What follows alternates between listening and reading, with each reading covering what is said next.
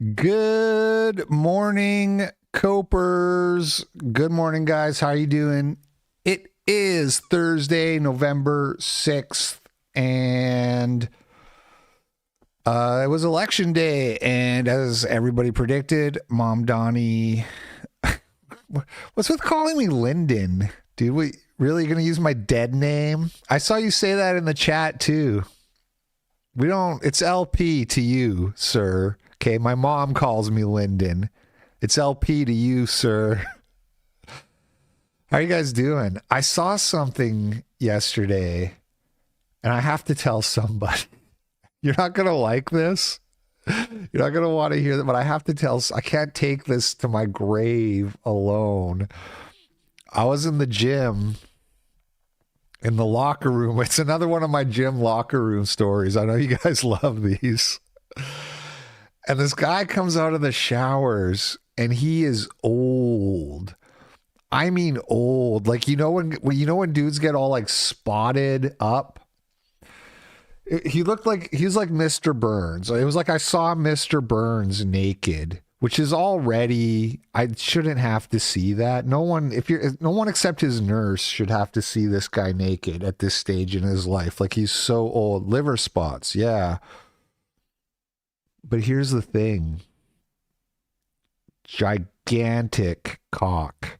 Biggest I've ever seen in my life. It was like seeing real life Mr. Burns naked, and he's got like a 10-inch girthy hung like a, I don't want to, I'm sorry, I know it's graphic, but you should have been there. You should have seen it. You should have seen it flapping as he walked, as he peacock strutted his way through the changing room. Another W for the white man. Oh, what? I'll never unsee that. Anyway, I need a favor from you guys, okay? I need you to order some shit from Prozis because they're going to drop me as a sponsor, and I don't want to lose my monthly free supplements. So I need somebody to buy something. The good news is it's never been a better time, because that's a true story. I would never make, why would you ever make that up? My mind doesn't work that way. That's 100% true, okay? The good news is it's Black Friday. Everything's 50% off. 50%. Some of you guys have to do gym supplements stuff, okay? So there's never been a better time. There's a link in the description of the video, which is like my link, which I prefer you click that. But you don't have, the most important thing, the thing of utter necessity, is that you use promo code LP. And to get your 50% off, you also use promo code BNovember, like Black November, but it's just a B. You'll see that promo code on the website when you go there. BNovember plus LP. You enter them separately, and you'd be doing me a big solid. And I don't do the ad reads. Like, I have the banner there. You know, I don't like talk about this, but since we're talking about it, since I'm trying to save my sponsor, indulge me. I'm gonna put you guys on some shit, because I have developed through trial and error the greatest intra workout beverage known to man, and I'm gonna tell you guys how to make it. Okay, there's 4 ingredients. The 3 of them you can get from Prozis. This one you can't get from Prozis. This is BCAA Energy. Some of you are probably familiar. It's very common, well known. This is the Rocket Pop flavor. 1 scoop of this. The serving size is 2 scoops. You put 1 of these in, okay? Because we got a lot of other stuff to put in. And yeah, 1 scoop. I use a normal like 800 milliliter, 1 liter water bottle. Okay, now this one is the most optional one. This is from Prozis. This is beta-alanine. Real Planet Fitness teaser sent $5. Thanks for Mar in the Hog. Oh, shit. Thank you for the $5. This is supposed to help you with your endurance, your recovery. It's unflavored, so it doesn't really affect the taste of the drink. And does it actually work? I have no idea. I use it because I have it. So if you have to skip something, skip this one, okay? Now we're getting to the good stuff.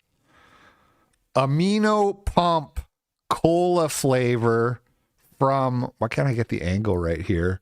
From Prozis. You got to get the cola flavor. Put a big, huge heaping scoop of this in, and it tastes so good. And when you add the last piece, the pièce de résistance, it will taste like you're drinking bottled lightning. Every sip is like a little jolt that energizes you. And this is the pièce. This is H2O oxidizer from Prozis.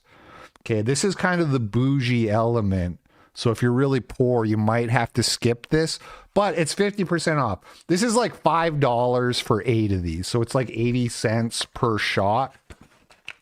But you can get it now for 50% off.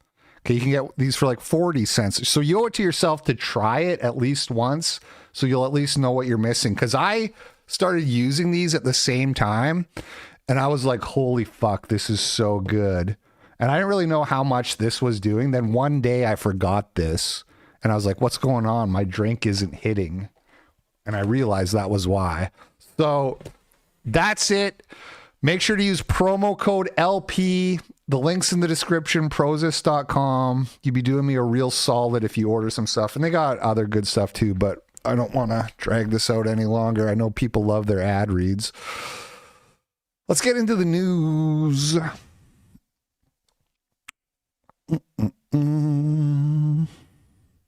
Oh, one last thing. Don't complain. Don't fuck with the formula and then complain to me, okay? If you don't get the Rocket Pop flavor, this is, by the way, this is Fruit Fusion. I'm not sure how much this flavor matters, but just to be safe, get the Fruit Fusion. And if you divert in any way, shape, or form other than not using the beta alanine, then don't complain to me that it isn't good, okay?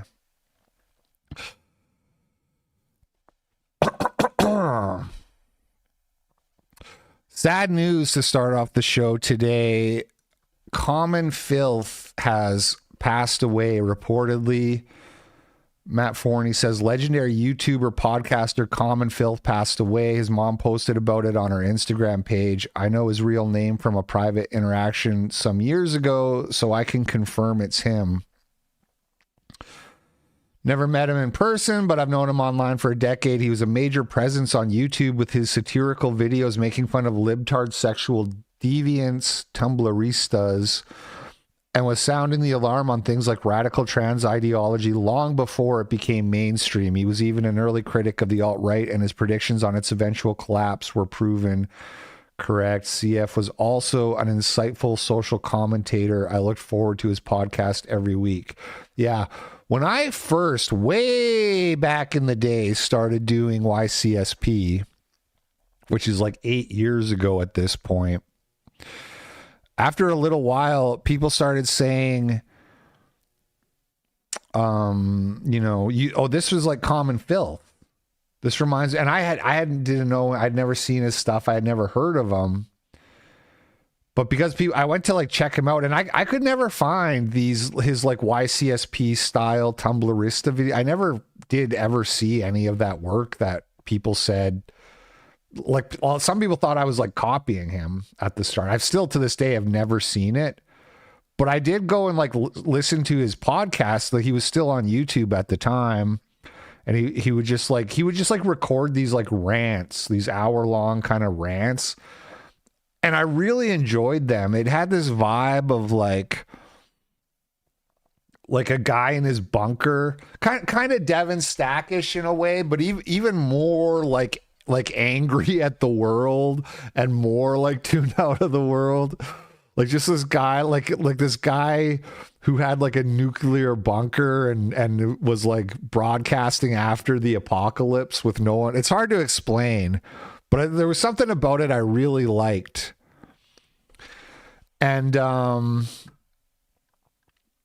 as years went on, he disappeared for like a long time. He disappeared for like several years, and he came back and on Odyssey and was making content on Odyssey, and I would check it out every now and then, but it wasn't really the same. It's hard to describe. It's not exactly like bitterness, because he was always a little bitter, but it was more like he had given up. It was more like there was like a defeat, like a sort of sadness, and like just like he had given up towards the end, that I didn't enjoy listening to it as much. It didn't hit the same way, but still very sad to hear that he passed. I wish I had talked to him more. He did follow me on his Twitter account. I think we talked a little bit. I don't want to open up the DMs here out of respect for the dead, but I'm pretty sure we did. It was like, hey man, like your stuff. Yeah, oh, me too. I like your stuff. I would have liked to have like got him on a progress report or something at some point, but I guess that's never going to happen now. According to a 4chan post, he drank himself to death. This person says, new common filth in real life. He drank himself to death and passed on October 1st. Only real OGs will remember this guy. I remember Rusty Cage had a Common Filth shirt, and him and I talked about Common Filth a little bit too, because I was surprised Rusty Cage was a fan.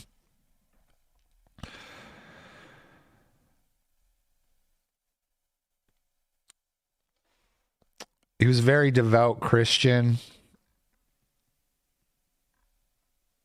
Anyway, sad news. Rest in peace, Common Filth. A guy that a lot of newcomers, a name that you probably haven't even heard, but huge influence on the online right culture.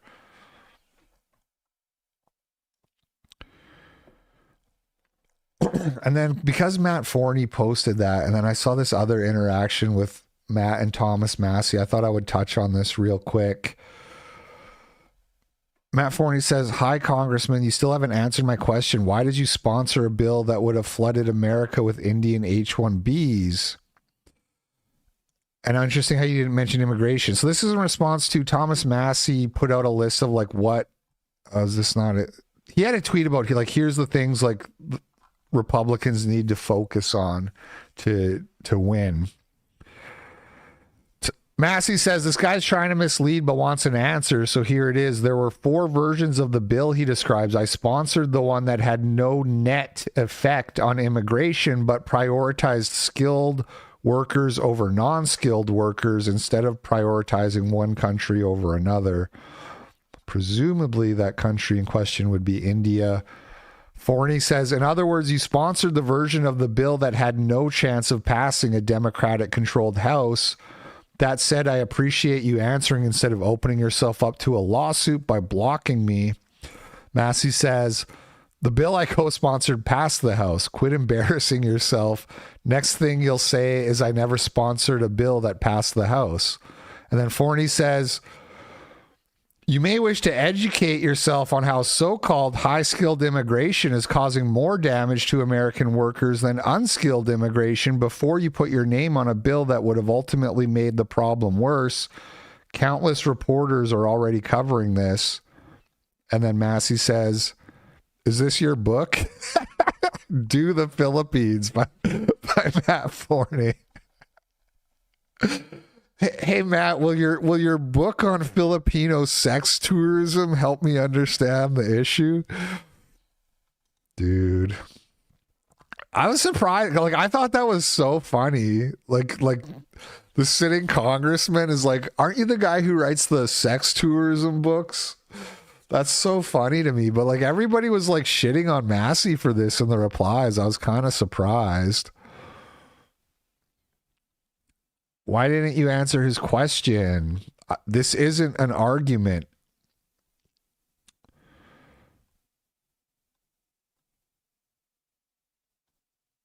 Crash out time for Massey. Answer the question. They asked a fair question. A lot of people seem to have reading comprehension issues because he asked the question here, which Massey answered.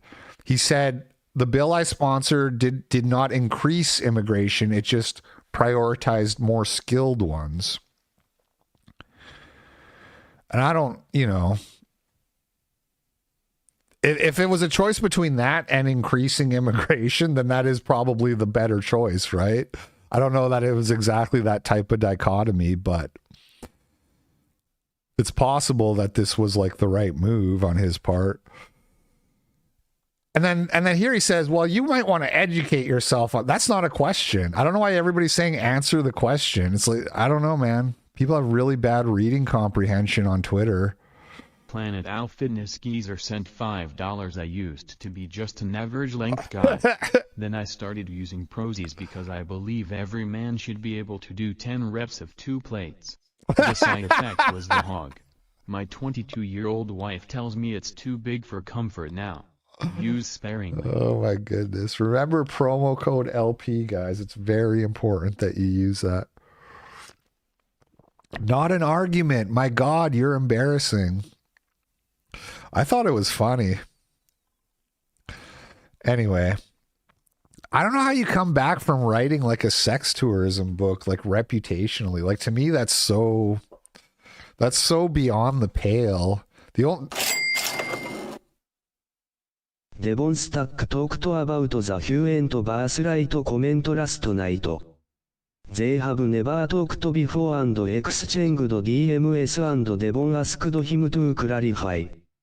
Nick stood by what HE said and said have a nice life. I do not like that Japanese voice. It's too, you can't understand. Fortunately, the words are right there. Have they really never talked before?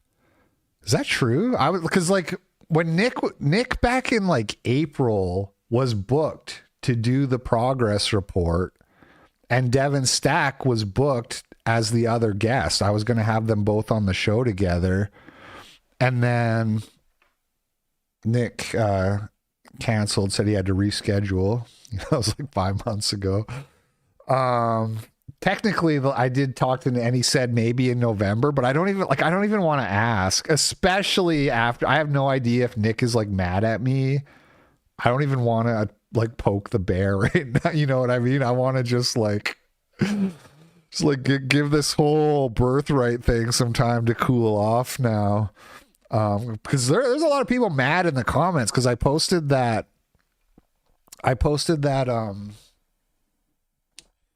clip on the YouTube channel, and I got a lot of like, you're basically a traitor to the movement for criticizing dear leader.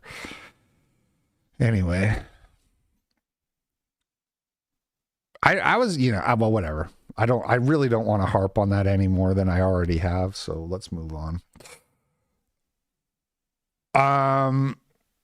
Dave Riley. I didn't catch most of the show. I only caught a little bit of the backlash briefly, but Dave Riley likes Nick a lot. I know that. Anyway, moving on. Zamdani, of course, won the election. My mother-in-law, bless her heart, literally my favorite woman I've ever known, maybe other than my wife, but even then, I'm not sure. She sent me this tweet because Mark Levine retweeted it, and this is Chaya's Clan. This is like some Jewish page. I don't know. Wait, Mossad, it's never an accident? Is this like, what is this even? Is this satire? I feel like this is like a very Zionist page just based off of the tweet that she sent me. And it was also retweeted by Mark Levine. This feels like a threat. This doesn't feel like satire or whatever. Anyway, let's watch some of this little AI slop here. Start spreading the news. Offensive $5 catching up hookup from my nap, the wage cakes, but about your night. Go and get some rose tonight, promo code LP. Thank you, Buff Incel. God bless you. And of course, don't forget promo code BNovember for the big savings. I'm leaving today. I want no friggin' part of it. New York, New York, these Hugo Boss shoes are longing to stray and take an Uber to LaGuardia, Ta-ta, New York.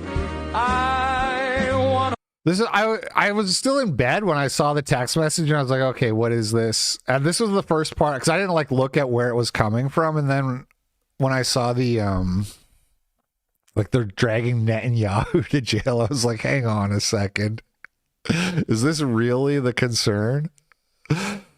Also, he is a war criminal. Technically all signatories of the ICC are supposed to arrest Netanyahu if he comes into their jurisdiction. So this would just be following the law if this did happen. I wake up in a city that's safe and free, without that slick jive-ass mayor, Comrade Mamdani. It's clear that Gen Z knows no history, just DEI and woke philosophy. Imagine Muslims, 90% of Muslims who voted for Mamdani, for what it's worth. So as much as this is like obviously Zionist propaganda, it's not, it's not baseless. Korea with a dash of Sharia, that's what you got. New York, New York.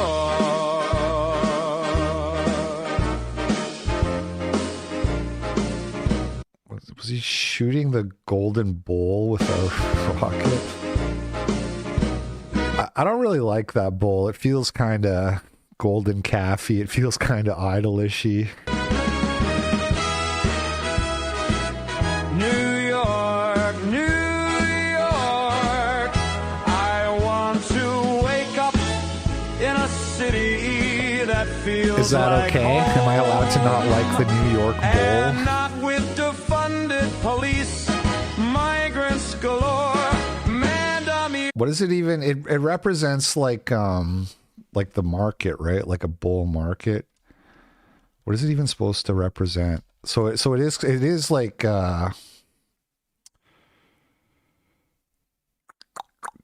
symbol of financial optimism. Yeah, it is. It's like a monument to mammon. You know what I mean? It's like it literally like symbolizes wealth.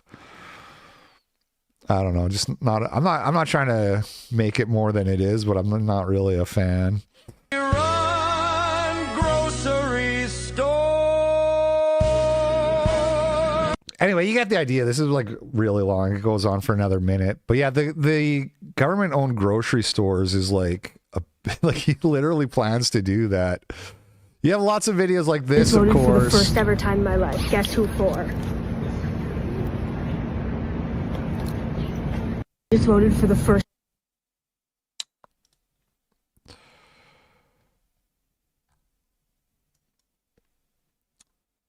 Madeline Hart says, can't believe how lucky I got with Zoran's election. My baby boy will enter daycare in March, just in time for it to be free once Zoran seizes the means of production. $3 more in an LP, getting a Jim Jones vibe lately from Fuentes. What did they both have in common? They loved Jesus and BBC. Okay. Thank you for the $3. What did Zoran promise? For just a recap for anybody who wasn't paying attention, he did indeed promise free childcare for all New Yorkers aged 6 weeks to 5 years. That's the kind of policy, again, that, like, in a white country, this is what I try to explain to people. I'm not anti-socialism. I'm anti-brown socialism. In a white country, you could have that and it would be okay. What's going to happen in New York is it's going to be so expensive because the government pays. The prices are all going to be jacked up and there's going to be a lot of fraud. And it will be insanely expensive, and they won't be able to afford it, and the whole system will collapse. And on top of that, they're going to do city-owned grocery stores, government-owned grocery stores, which has never worked in the history of humanity. They recently were trying this somewhere else, and it utterly failed. City-owned grocery, like in Kansas is the one I'm thinking of, I'm pretty sure.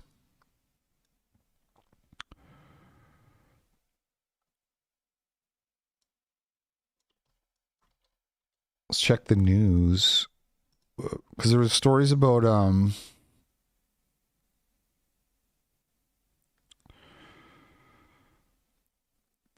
they closed. Is this the right one? St. Paul Loons. Anyway, it never works.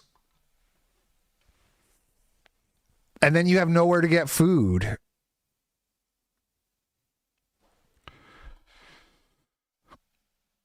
And the plan to pay for all of this is, of course, we're just going to tax the rich people, right? So this is like, and freezing rents also never works. Oh, and public transportation is going to be free, which again is super expensive, right? Which it wouldn't have appeal to people if it wasn't costly to take the subway. And I do think they should try to make stuff like all of this stuff as affordable as possible, obviously. But these tactics do not work. And it's like a 12-year-old's political platform. We're going to pay for your food. We're going to freeze your rent so your rent's cheaper.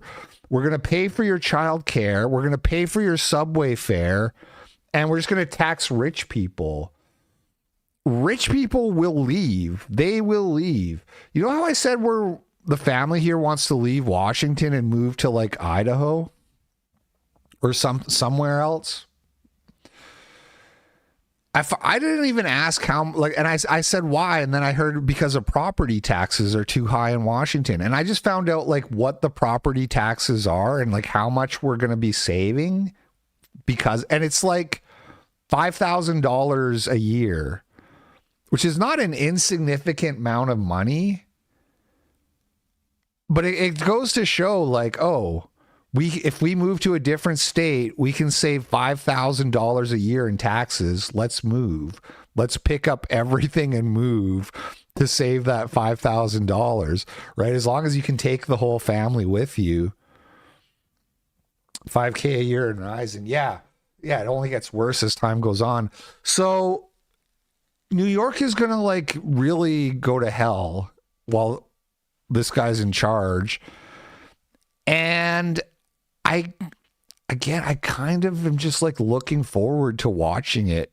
To me, this feels different than like if Kamala had won, because Kamala would flood America with illegals. Somebody like Zamdani doesn't really have the ability to do that. Although there's that other guy we looked at who was talking about using taxpayer money to pay for like asylum seekers' lawyer costs to fight deportations and shit like that.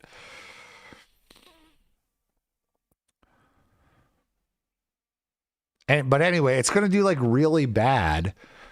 And Zamdani's complaint was like identity politics focused. He said, we're going to tax white people. And then when he was asked about that on the news, we watched all these clips. They said, don't you think it's a little bit inflammatory to like explicitly say you're targeting white people?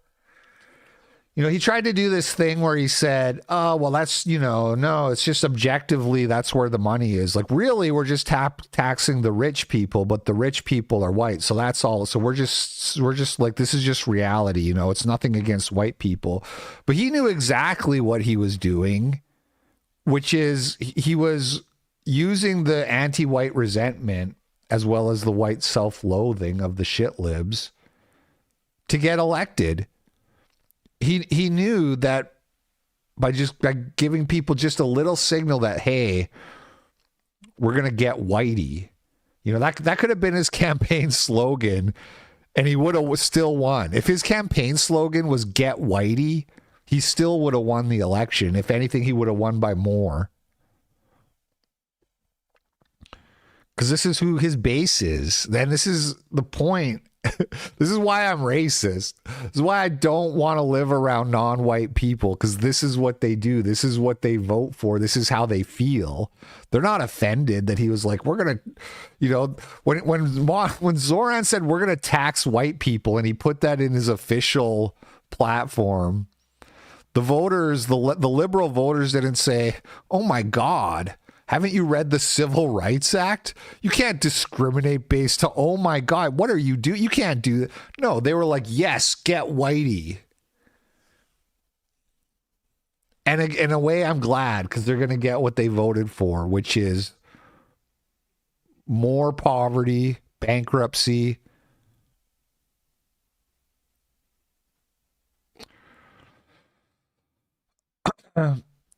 Yeah, I mean that's the thing. Pundits are unironically trying to blame like Tucker and Fuentes for these people getting elected, and it's like, dude, we knew 3 months ago, we knew 6 months ago Zamdani was going to get elected. What are you talking about? We'll get to that more. We're getting into that part now, but this E.L. Jacobi guy, by the way, is constantly shoved into my feed, along with a bunch of other Zionists. I saw other people on X complaining about this like several weeks ago, saying their feed was just full of like Zio shills, and I wasn't really experiencing it. But now lately I have been, and it's really obnoxious. And not to like whine about my reach constantly, but I am also like shadow banned as fuck. I checked my analytics compared my analytics for the last 7 days on X to Instagram, and I have 35,000 followers on Instagram, and I post less. 36 now. I'm gaining lots of followers because I'm not shadow banned on Instagram, but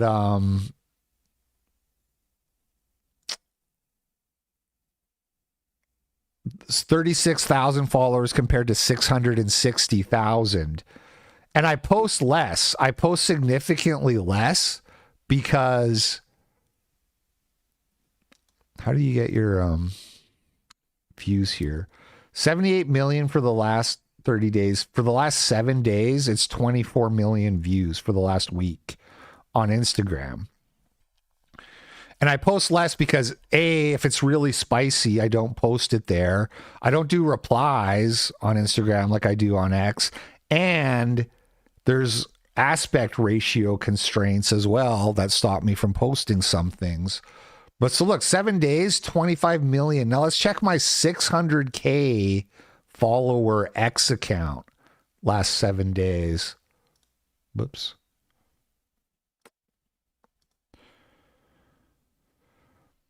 It's 10 million. It's less than half.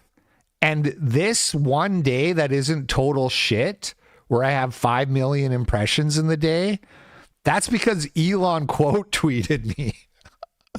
So at 5 o'clock today, it like rolls over and this will go away. And then my analytics will be total crap.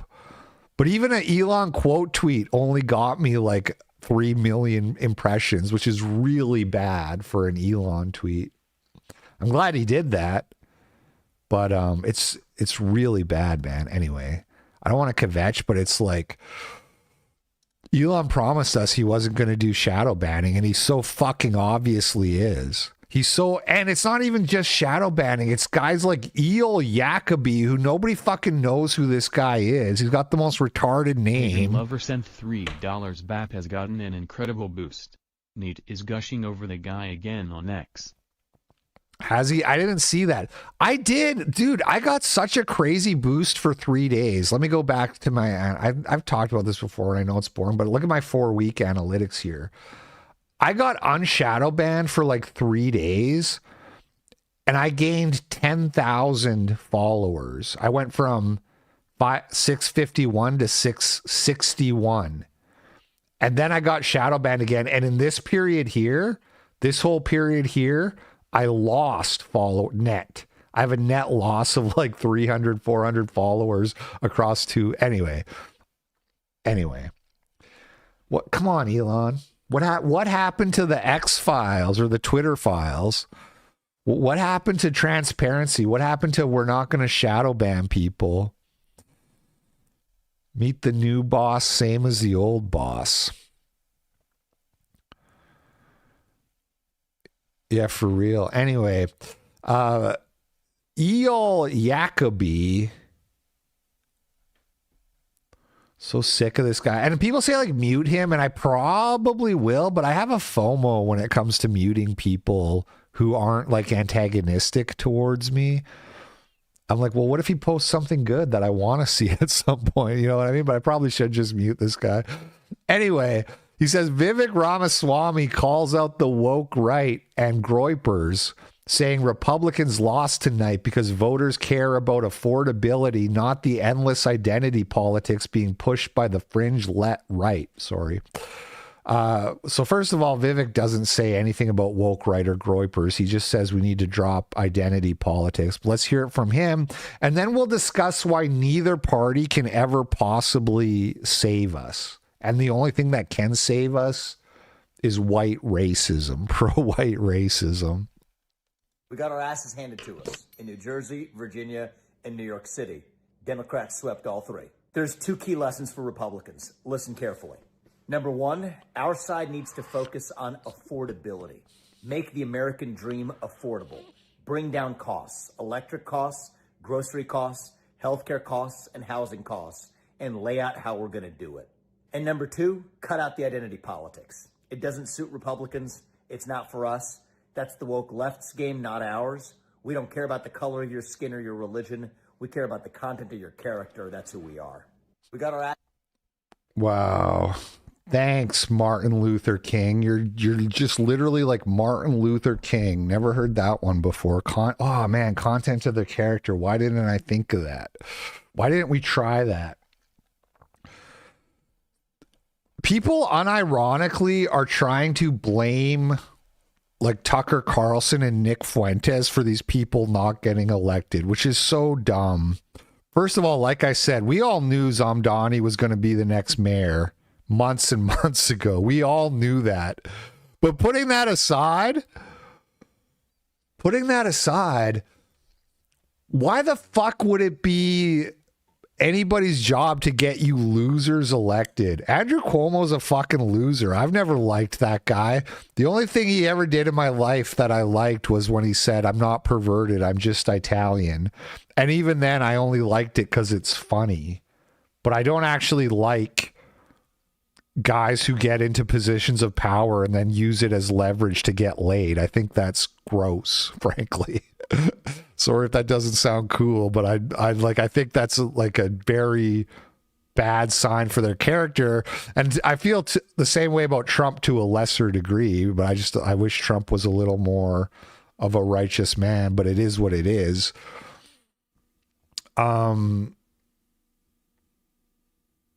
You know, oh, you guys talked about Jews, and so now we didn't get our politicians elected. It's your job to get elected. It's not my job to get you elected. Why don't you try not sucking? Why are you blaming YouTubers now? Because you couldn't get it's so pathetic. It's Nick's fault you didn't get elected. That's your job. It's your job to get yourself elected. It's not Nick's job to get you elected. People are like unironically saying it. I don't mean like necessarily Vivek, but this guy's trying to take what Vivek said and say, oh man, if it wasn't for the groypers, Cuomo would have won. Totally retarded. But then let's come back to what Vivek does say. We need to drop the identity politics. Really? Because the only bloc that didn't vote for Zoran Mamdani as a voting bloc was white people.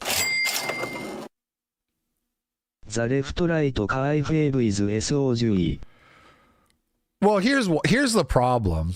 It's not that there isn't a left-right dichotomy or that it's not a meaningful distinction. It's that neither party has the willingness to fix the problems. Yes, people do care about affordability. That's true. We've already discussed why the left's plan doesn't work. Why, when you say we're going to give you everything for free and tax whitey, that doesn't work, because whitey will just leave and you're going to run out of money and everything's going to collapse. And he's also going to like release more violent criminals on the street who are going to commit violent crimes and kill people, and it's going to be like a literal hell. New York is going to be such a shitty place to live like 4 years from now. It was 80% of young women. It was actually 50% of women, exactly 50. But that's still like enough to get elected, because the other 50 was split amongst multiple candidates and men, and 50% of men. But it's the only group that was less than 50% was white people as a group. The reason the Republicans can't fix the affordability issue is because they also are unwilling to address the problems, which is all of these leeches, all of these food stamp leeches. NYC grow I percent $3. I had an old shit lib lady on the street hand me a flyer saying I need to vote for Cuomo to save the city. I started screaming, "Cuomo killed my grandmother, you son of a bitch," and was crying and shaking uncontrollably. P.S. My gam died in the 90s. Is that like a joke, or is that real? I mean, I know he didn't literally, but like, did Cuomo let it, like, I don't know that much about it, but wasn't it like Rudy Giuliani was the guy who did broken windows policing and like locked up all the criminals and made New York a good place to live? And then is Cuomo the guy who came in after and fucked everything up, or what?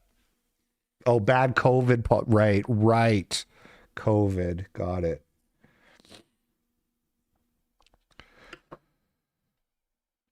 Yeah, Cuomo sucks. So all the welfare shit, and like all the mass immigration, which Republicans are not really dealing with, as we just saw in like the Thomas Massey thing, the H-1B thing, they still want legal immigration, even though people can't afford homes. The only way to make homes affordable is to have less people.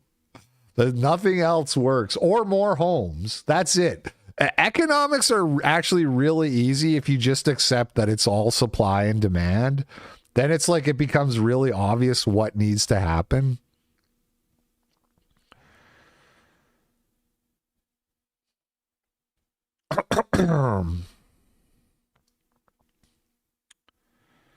Here's the voting demographics that I talked about, right? So this is from ABC, and this was posted yesterday. I was searching this morning to see if I could find better stats, but I couldn't really. So we'll go with this for now. Male, 50% voted Mamdani. Female, 50%. Actually, this must be the percentage of the total. So more women voted than men. But so for young women though, like voters, like what, I don't know what the bracket is, under 22 or 23 or whatever it is. 25, what is it, 18 to 25? Was that what they do? 24? It was 80% of young women who voted for the guy. You have to keep in mind those younger demographics are less white too. And then here's the racial one. And as you can see, if only blacks vote, Mamdani gets elected. Only Hispanics elected. Only Asians, doing this because that's like you got the Jeets and like I don't know who else in there. And then other, whatever that means, mixed race, 5% of the voters. Still, he gets elected. The only racial bloc where he doesn't get elected is white people. $5 on Rumble. The Dems won because of the government workers out of work because of the shutdown and because of the Hart-Celler Pajeets and other unassimilated foreigners in New York, Virginia, and New Jersey. I find that kind of hard to believe. The shutdown, wouldn't these people be voting regardless if they care? It's not like we voted here, those of us who can, and it's just like a mail-in. They send you the thing in the mail and you fill it out and you send it in. I really don't know what having a job, how that somehow would prevents people from voting, having to go to work. It's literally like you just fill out your ballot and send it back in the mail.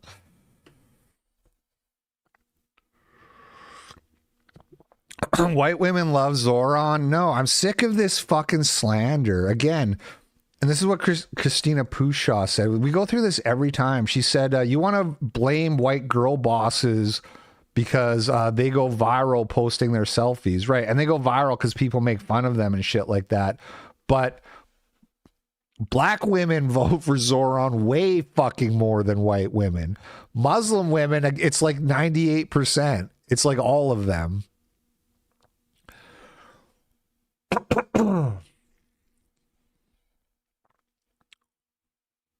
They're angry because they're not getting. So are you telling me like a bunch of conservative right-wing government employees voted against their own party? I just don't buy it.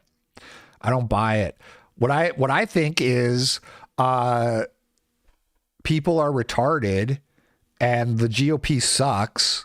So they voted. So the retards voted for the people who said they're going to give you free stuff. I think it's as simple as that. Oh my God, Marby dog, shut the fuck up, dude. Shut the fuck up. Post a source or I'm banning you. White college women, 80%. Post source. Post source or get banned. You have 2 minutes. Start the clock. If you're fucking slandering and making that shit up, you're banned. 80% white college women voted Mom Donnie. 80% female youth. What did I say? Weird. Young women, 81%. Weird. Where's your source, Marby dog? You don't come in my fucking chat and slander white people with fake bullshit. And I literally fucking try to drill this into your fucking head that you've been psyoped against white women. And it's like you can't fucking understand what I'm saying. Do you understand this chart here? Do you understand this fucking chart that says the only way you don't get a Mom Donnie mayor is if only white people vote? His source is an article title. I saw it. Where? Marby Dog sent $5 FUCKULP. I don't need a source. Where? Ted's Dead sent $3. Did you see the new Murdoch, comma? I wish I would have asked them to do I haven't Christmas watched special. it. I've seen that it's out there. I haven't watched it. College educated, 50% voted Mamdani. White voters, college degree, 53%. White college graduate women, 53%. So you're telling me that white college women were so massive, voted way fucking more for this guy than black college women? Is that what you're trying to tell me? White women were overrepresented compared to other races of college educated women massively? No, you saw the 80% youth women and then you said that it's white people because you're an idiot.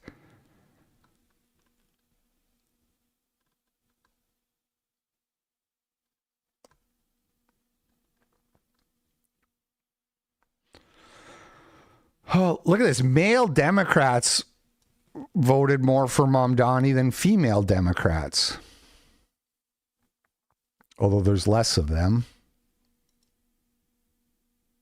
Male Republicans also voted for Mamdani more than female Republicans. What do you make of that, genius? How does that How does that fit in? How's that fit into your fucking slander against the womb of our race, as somebody else said?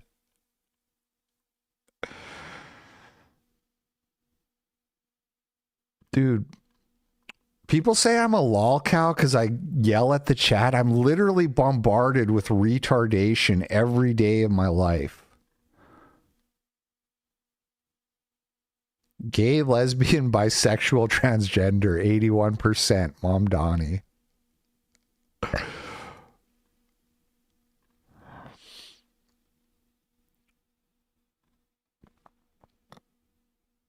People with children. Oh, so we have another demographic here that could have defeated him if it was only people with children living at home, which is a little surprising given the free daycare thing.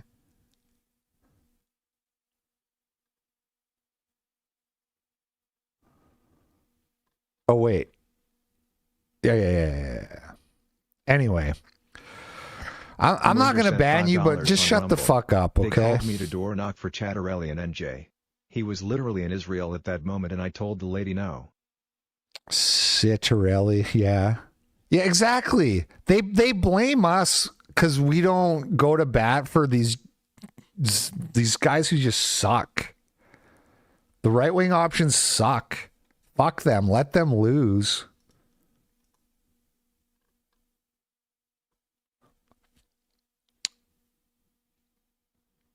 Not where I live, obviously.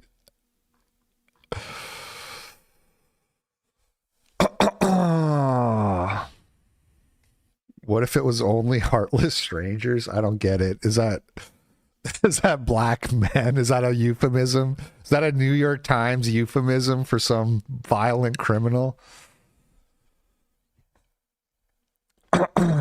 All right, please stop it with the fucking white women hate, okay? It's a psyop. Oh, the awfuls are the whole problem with the world. Stop.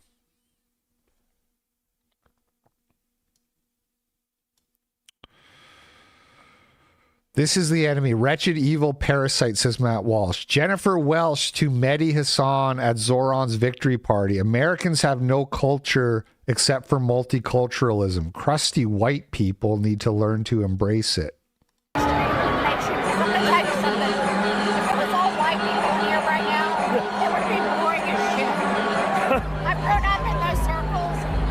I can't really hear what she's saying. She said something about it's all white people here right now.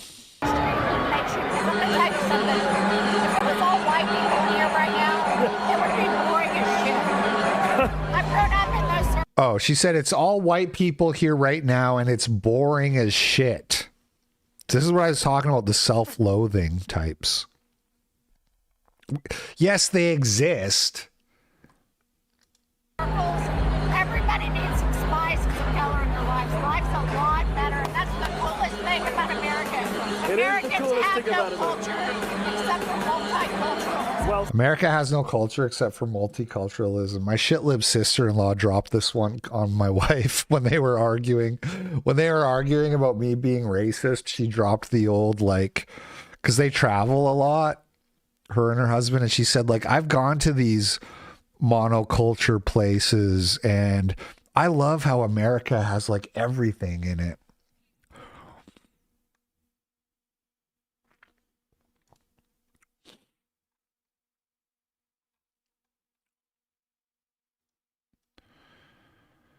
Gad Sad's got the solution, you guys. He says, I worry greatly that the parasitic ideas that I've discussed for decades, along with the fatal reflex of suicidal empathy, will bring down the West. Sorry, going back to identity politics and Vivek briefly, you see the anti-white resentment there in the Mamdani base. That was his like whole thing. Yang Yang sent $3 LP. You've been cheerleading this Fuentes character who is obviously about to go mainstream and disavow his oldest and loyal followers. You might be the retard, buddy. Lol. I mean, we'll see. Look, this is how I'm thinking. First of all, I'm not going to I'm not gonna I'm not gonna turn my back on Fuentes just because he might sell me out in the future or whatever. But this is the way I look at it is we all thought Trump was going to be the great white savior or whatever. And Ortho Chud Maxer sent $3 NYC just elected a brown Uber Chud and you guys are black pilling? Why don't you look up to the stats on what if only Ortho Chuds voted? Scared? My sister-in-law is right. What that monocultures are boring. I don't.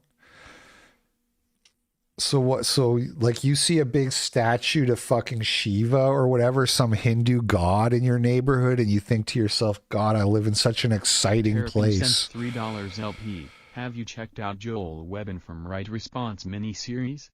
He is a very based pastor. Apparently was given a shout out from Nick recently. Yeah, I know him. He DM'd me and asked if he could come on my podcast, and I didn't respond.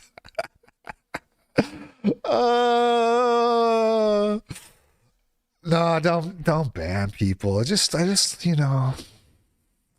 everybody just shut the fuck up. Except the super chatters. Only super chatters talk to me today, okay? What was I even saying?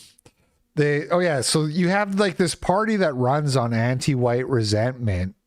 I don't think I was finished the Fuentes thing, but whatever. I'm so sick of talking. Hate Fuentes. I don't fucking care, dude. Well, like it doesn't matter. I will finish my thought, which is there's no other option. In the same way that there was no other option other than Trump. Fuentes is like the next phase. Trump wasn't right wing enough. Fuentes isn't right wing enough. Whatever. He's more right wing than Trump. Maybe whoever comes after Fuentes will actually be the guy. But that guy, whoever he is, wherever he is, nobody knows who he even is yet. Nobody can even identify who that guy is at this current point. So Fuentes is what we got. You can support him or not, it doesn't matter, really. LP shitlib sister-in-law sent $3, that's it. The family is tired of you talking about us to your 5 followers. I'm going to evict you from my dad's basement. Thomas Russo, he's not big enough. This is what I was saying. Is like, it's not just about somebody who is like the most closely aligned with you in terms of values. It has to be, they have to have the following. Otherwise it doesn't matter. You know what I mean?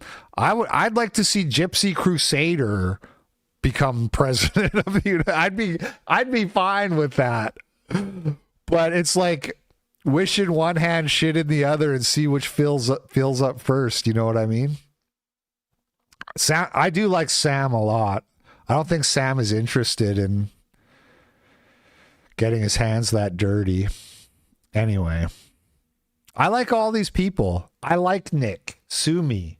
I love Sam. Sam's like my favorite. And I like Russo as well. Howling Mutant, I don't know. That's a bit iffy. If Howling Mutant was president, every city would turn into like Amsterdam. Well, whatever, man. You know, whatever. Gypsy is literally a Jeet. Whatever. Would you prefer Handsome Truth? Probably not, right? He's not Christian. Buffinsel sent $5. People who travel are usually shitlibs who think spending a week as a tourist in a place they don't know the language makes them somehow better or smarter than you. My bro-in-law is like that. Major thumbs down. Yeah, not to mention they think it makes them like an expert in that country. You know what I mean? Because they went and stayed in a hotel for a week, for like 4 nights, and went to some tourist spots. Anyway. Now you guys got Jessica V crashing out. You see what it's like when you have to deal with these people? Gad Sads, anyway, he says, sorry, to finish quickly my thought on Vivek. These guys, the left, they pander to anti-white resentment, and the right refuses adamantly to pander to white people, which is the only alternative. So that's why they lose. That's why they lose, because they keep pretending like if we just pander to everybody who isn't white, we can beat the Democrats at their own game. When they say drop the identity politics, what they really mean is stop noticing that Indians smell bad and are scammers and don't wear shoes and have gross feet. Stop noticing that black people are massively on welfare and commit a ton of fucking crime and can't even speak English at third grade level, much less read. When they say stop, they mean stop noticing that your life could just be so much better if you didn't have all of these other cultures around.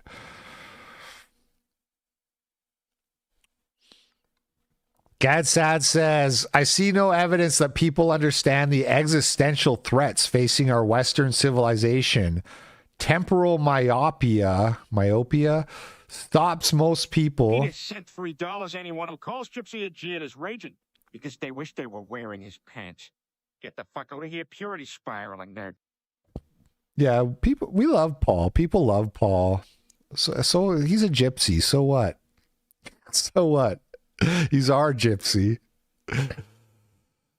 And then Elon Musk says, please publish your book as soon as possible. And I thought that was so funny. Please, Gad Sad, please save us.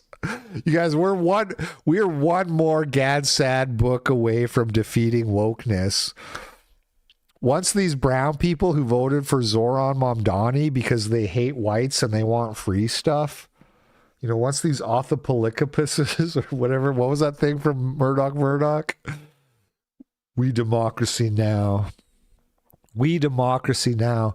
Once they read about suicidal empathy, wokeness is done, and we're gonna have such a based classical liberal paradise. We're just one more book, and we will have classical liberal utopia forever. And by the way, what is this? Coeur d'Alene City Council. I saw this on my timeline and I thought, wait, Coeur d'Alene, that's the place I'm thinking about moving to. That's the right wing white utopia. It's all white. Everybody's conservative. Who is this guy? Dan Gukin continues to go on unhinged rants against local Republicans. They don't give a f***. And they know I'm a Bible-believing Christian. I believe in Jesus and it guides my life. As a Christian conservative, so Christian family values, Christian conservative, mindless, cult member, group-thinking morons. Are you a pussy? You're a pussy. Christians, they tend to be the rudest, most disrespectful jerks I have ever seen. I seriously think if Jesus were here today, he would have a message for everyone who's a Christian, and he would just say, get the f*** those racists and white supremacists. Gay? I felt really gay last night. Come over for a gay time. I love when they claim Jesus. If Jesus was here, he'd be on our side. He'd be coming to our butt sex parties. He'd be coming to our pride parades. I'm really gay. Mr. Bliss Chilling sent $3. I was at the park with my daughter and a very friendly dog ran up, of which the owner apologized, and I said, well, it's not like it's a pit bull, and we both had a hearty chuckle. Just white guy things. Just life if only white people existed. It would just all be hearty chuckles all day long. Or if Gad Sad gets his book out. Either way. Christian nationalism. Now, but let's cut right to the chase. It's white nationalism. Real hardcore Christians to himself and to go to hell. Dude. Do I really want to live in a place that would elect a guy like that? The mayor of Coldwater, Kansas, Jose Caballos, has been revealed to be a foreign national who not only got elected while not being a citizen, but has also been voting in federal and state elections since at least 2022. The mayor of Coldwater, accused of election fraud. The charges come hours after he secured a second term in office. Attorney General Chris Kobach charged Mayor Jose Joe Ceballos with 6 felonies, 3 counts each of voting without being qualified. Did you see the new MA? Thank you for the $10. I've seen that it's out there. I haven't watched it yet. I'll probably give it a listen today. Although I'm working on my Why I'm a Racist video essay, and I really want to get that finished, and I can't really listen to stuff while I'm doing that, but I'll get to it. Was it good? Was there anything exciting? I'll get to it, but I don't know. People keep being like, "Did you see it?" And I feel like if there was something exciting, they would just cut to the chase, but I will definitely check it out. You know, I'm a big fan. And election perjury. Kobach claims Ceballos is lawfully living in the U.S., but is a citizen of Mexico, making him ineligible to vote. The AG alleges the mayor illegally cast ballots in the August 2024 primary and November 2022 and 2023 general elections. 4 hours? In large part, Jeez. Our system right now is based on trust. Trust that when the person signed the registration or signs the poll books saying that he's a qualified elector or that he is a United States citizen, that the person is telling the truth. We reached out to Mayor Ceballos for comment, but have not heard back yet. The Coldwater City Council, though, released... I got bad news, Burning Cross. Sir, you're talking to a Jesus is Jewish fag. It's a statement on social media saying the mayor called them in for a special meeting over the noon hour to, quote, discuss recent events that have transpired with the Kansas Attorney General's office. While the recent allegations involving the mayor are understandably concerning, we will allow the proper legal process to take its course before making any further comments, unquote. Ceballos is expected to be in court for his first appearance on December 3rd. Dude, they just vote. They don't even just vote. They run for office and they win. The mayor of Crazy. Can't believe I ever thought, well, whatever. Republicans just lost New Jersey, Virginia, and New York City. The coalition of blacks, gays, Jews, etc. that brought Trump into the White House has been... you see what I'm talking about? You see what I'm talking about? They run on anti-right resentment, and then us white people get browbeaten because we didn't pander hard enough to blacks, gays, and Jews. How about somebody fucking panders to me for once? How about that? How about there's a party that acts, at least pretends for 5 fucking minutes that they give a shit about me, the white guy? We can either reimagine the Republican Party as a place for all who brought Trump to power or keep losing. Dude. People don't get it. Trump is like a force of nature. Trump is not normal.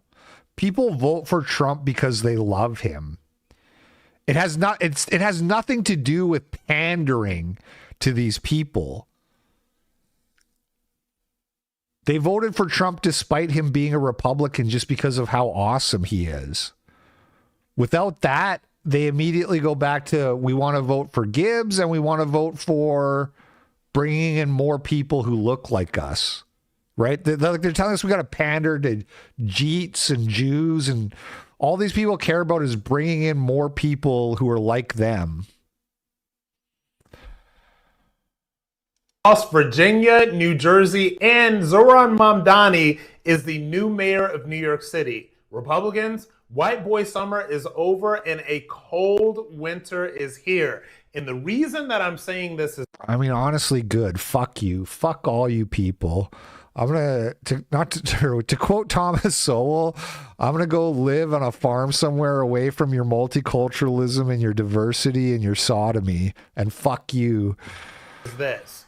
Now, there's been this concentrated effort over the past 10 months that I have seen where a lot of people in the Republican Party and in the conversation on X and all of this stuff have kind of tried to retcon Trump's and the Republicans' win. And they've kind of tried to ignore and erase that new coalition that brought Trump into power. These blacks, these gays, these Jews, these Asians, these Latinos, all of these non-traditional conservatives that came in. I think that they've been allowed to kind of like operate under the delusion that this was like white men saved Western civilization and we showed up and we did it and now we're going to run DC and it doesn't matter what anybody else says because if you're black in DC, then if you're a black Republican, then you're DEI. We don't need you. We don't need all these gays. In fact, the gays that are working in DC don't. It's so infuriating, right? So just to be clear here, all these non-whites and degenerate homos voted against our best interests. And I'm not supposed to conclude that they are therefore my enemy. I'm supposed to conclude that if I had just kissed their asses hard enough, I wouldn't have this problem. If they vote like retards, again, why is that my fault? It's the same thing as blaming people like Tucker Carlson because these Democrat politicians got elected. Why is it my job? It's my job to kiss black people's asses so they don't vote like retards. Sounds like a problem that could be avoided by just not having black people around. Don't even show up to an event that's for you, okay? Because you should feel lucky that you're in the administration. Like, we have seen all of this stuff over the past 10 months, and it just does not jibe with the reality of the situation.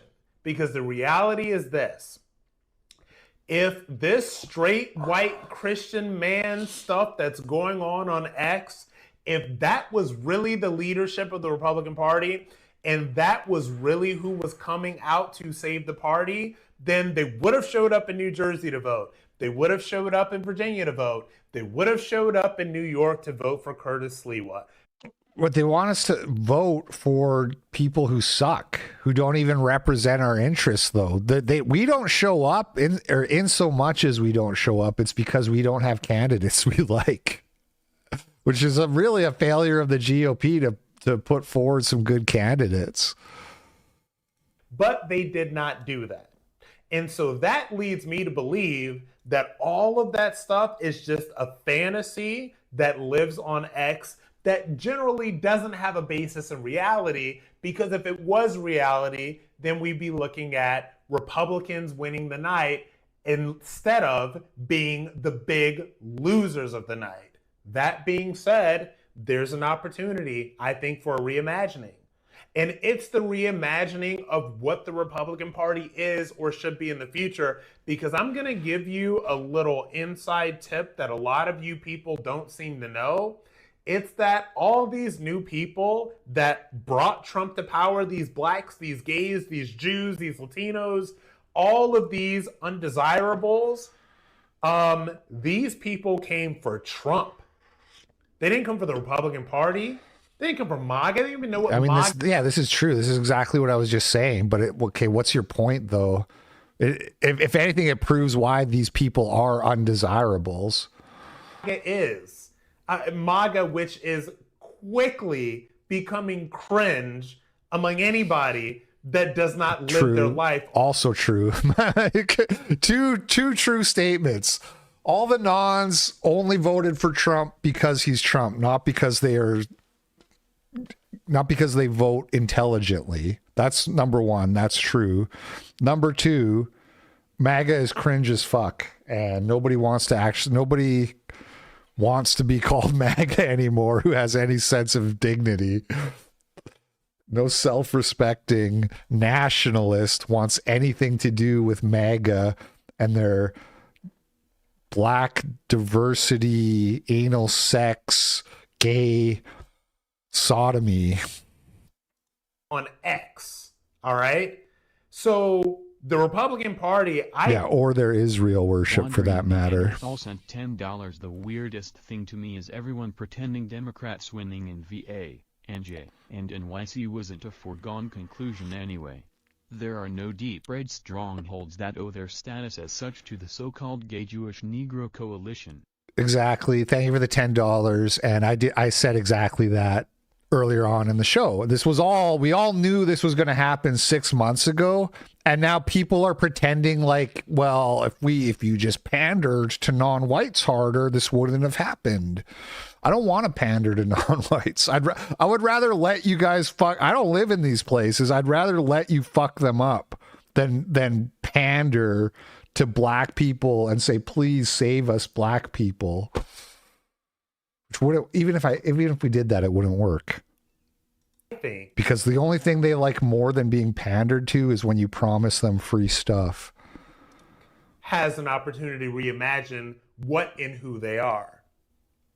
Is it going to be that sort of multiracial, multi-generational, multifaceted coalition that brought Trump into power?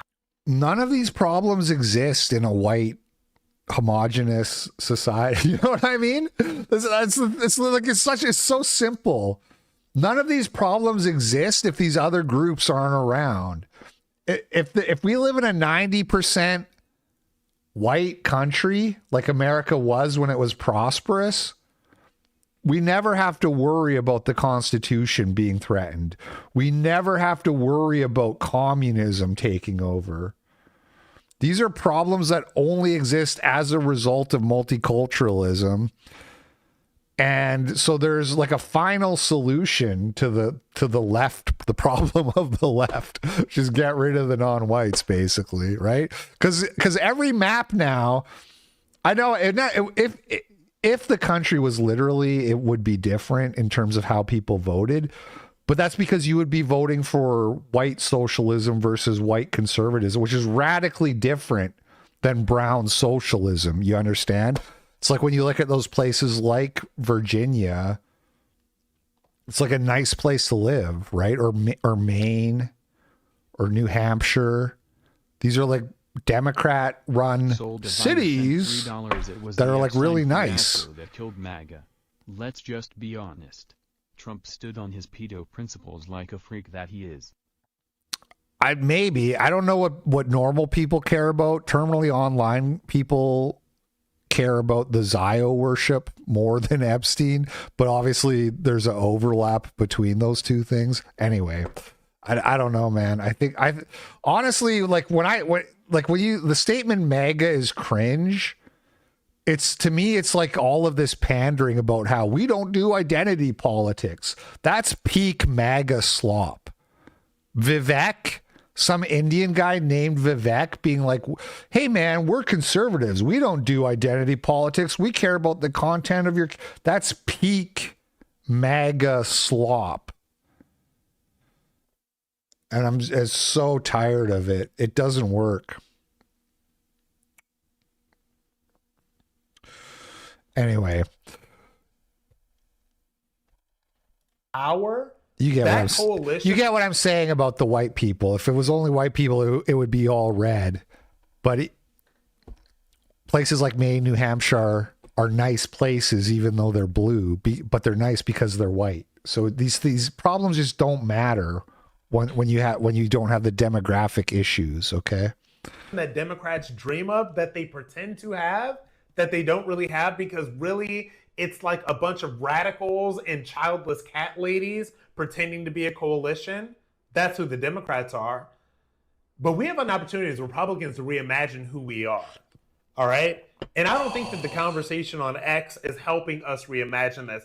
I think that the conversation on X has devolved into a lot of Pied Pipers leading everybody down a path of craziness and insanity, and making people think that, oh my God, this is all about the straight white Christian man, and that's the person that's going to save us. and everybody else needs to shut up and fall in line.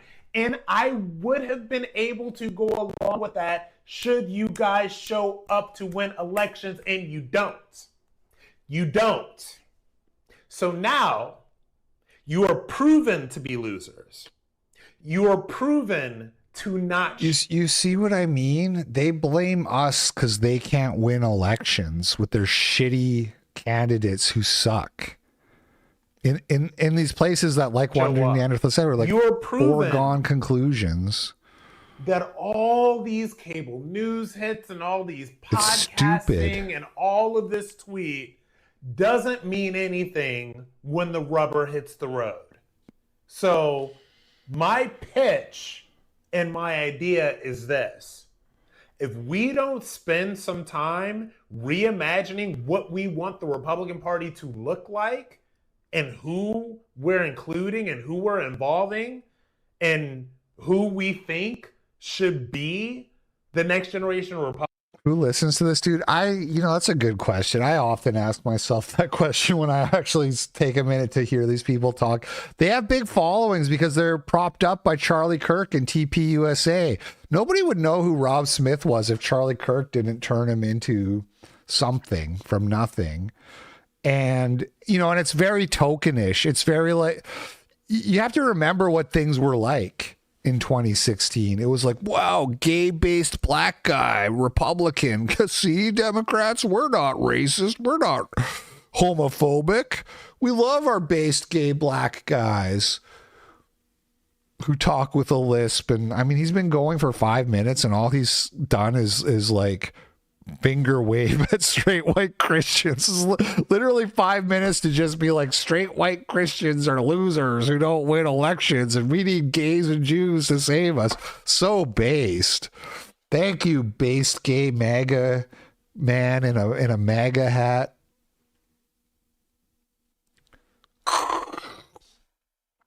Thank you, Charlie Kirk.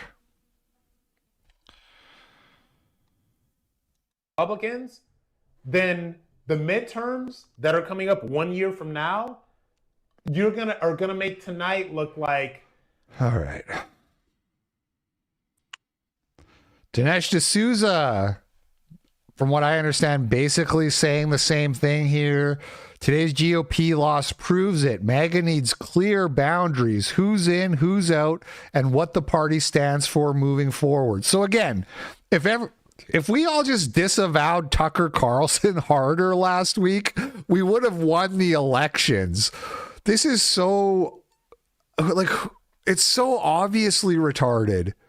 Do people actually believe this? It's, it's one of those things where it's like, I guess if you're just conforming to somebody's already pre-existing biases, maybe it sounds good. Like if you really hated Tucker Carlson, and then I said to you, man, if we just disavowed Tucker, the reason people voted for Zoran Mamdani is because we didn't disavow Tucker. Have the same as the solution?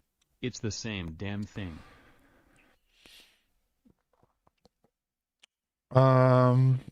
I don't know, man. I think you're taking the worst things that Nick has said and ignoring everything else that he says to reach that conclusion. Nick is clearly further right than Trump and clearly much more of a race realist and a pro-white than Trump. At least rhetorically speaking. He's just not race. He's just not pro-white enough. It's not good enough to be pro-white at this point. You have to be whites only, basically. You have to be like, this is a white country for white people and everybody else is a guest and basically shouldn't have the same rights. Again, give only white people voting rights and all of these election problems go away. There is no Mamdani with only white people voting.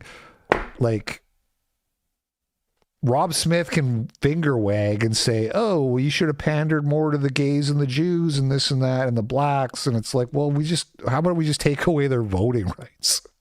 That also fixes the problem. We'll take away women's too while we're at it, just to be safe.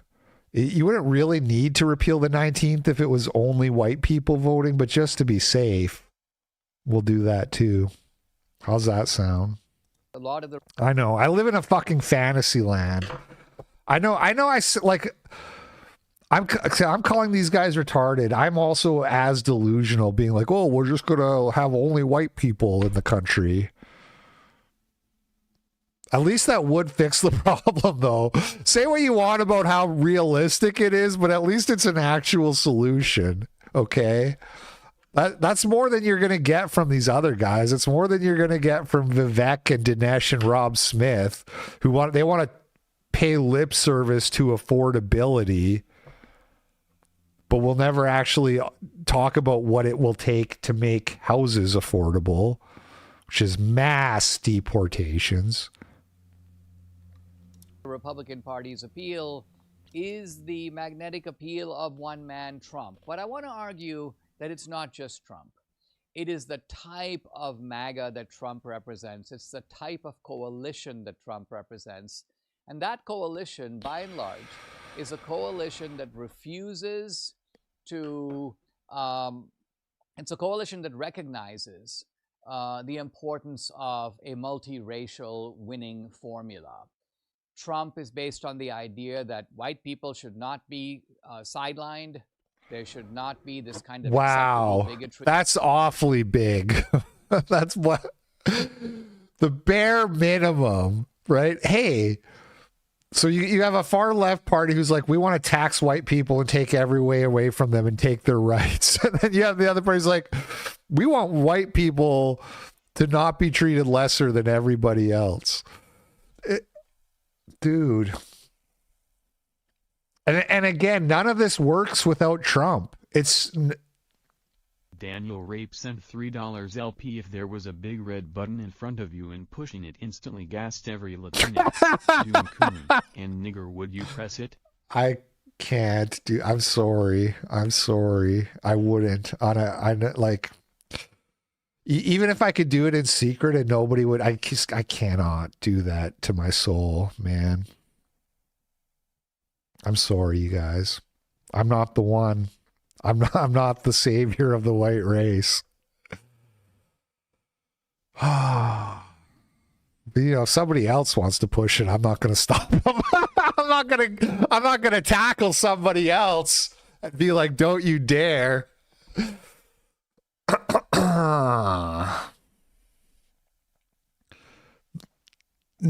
Here's the thing, man. None of these other GOP politicians who lost their elections, whoever the fuck they are, I don't know their names, but like Andrew Cuomo, for example. These guys are not pro-white, whites-only candidates. None of the candidates are like that. If they were, I would actually support them. So the idea that they're not getting elected because they're too exclusionary, they're too small tent, is obviously retarded. But so what you're doing is you're saying, no, because I'm pro-white and I care about my own self-interest and my own group interests in the same way all these other groups do, it's somehow my fault, right?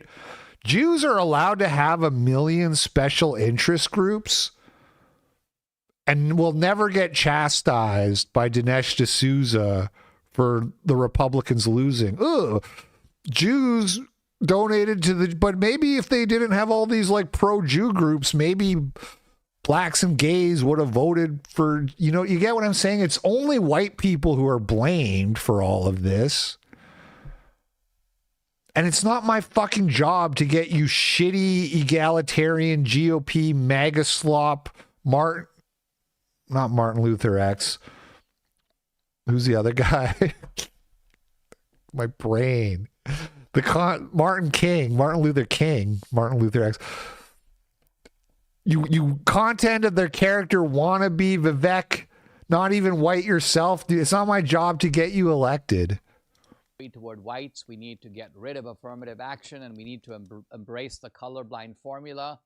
But at the same time, we welcome Jews, we welcome blacks, conservative blacks, we welcome conservative Latinos, we like conservative immigrants who want to assimilate. This is the way we win. And this formula has been fiercely challenged and contested by now a wing of the MAGA right that says We're we not have a lot MAGA. of young people who hate blacks and hate Jews and don't exactly like Indians either. And these are people who are very restless, and they want a new Republican Party that caters to them. Let's call it a kind of white identitarian party. Let's call it a party. But it's a party that also uses the name and the language of America First. And so the issue here is not America First. Yes, we are. Would I America box First. Malcolm It is Flex? which America No, no thanks. First? Is it Trump's America First or Nick Fuentes' America First? Best I can do is Mersh. Is it the America First that won the 2024 election? And by the way, quite honestly, the 2020 election and the 2016 election? Or is it the identitarian America that it seems is being pushed by a coalition that includes Tucker, it includes Fuentes, it includes Candace Owens, it includes Bannon, and maybe Matt Gaetz and Marjorie Taylor Greene, who, by the way, is enjoying a strange new respect on the left. Very interestingly, she's now appearing on left-wing shows. She was just most recently on The View before that, Bill Maher. And you begin to wonder, why does the left like Marjorie Taylor Greene? Here we go.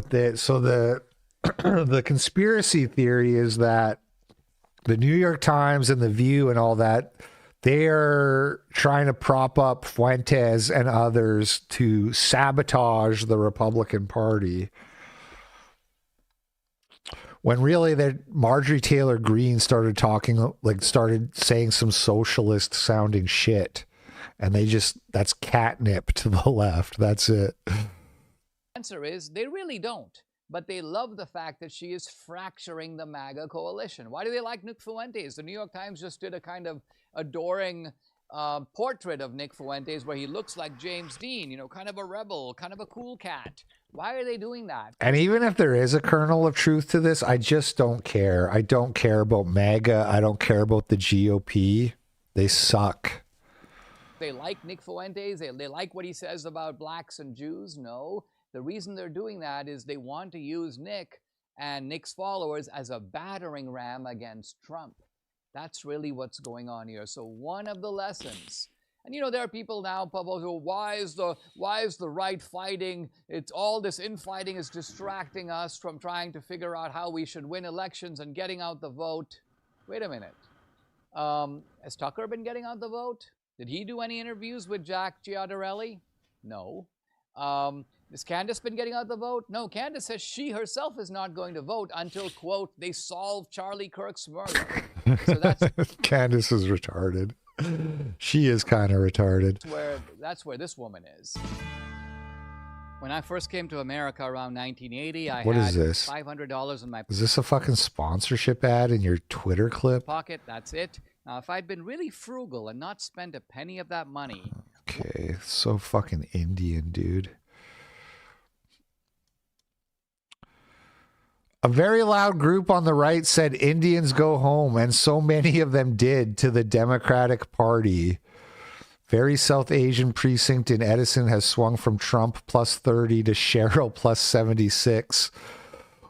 Yeah, we meant go home to India. They always vote. So, right, Indians voted 75% Democrat in 2020. 65% did so in 2024 despite a Trump blowout, right? 65% of Indians voted for Harris.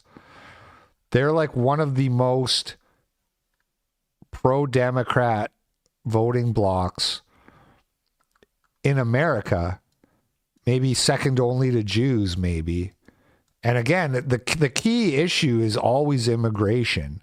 So why do Indians vote for Kamala Harris? Because they want to turn America into India. Simple as.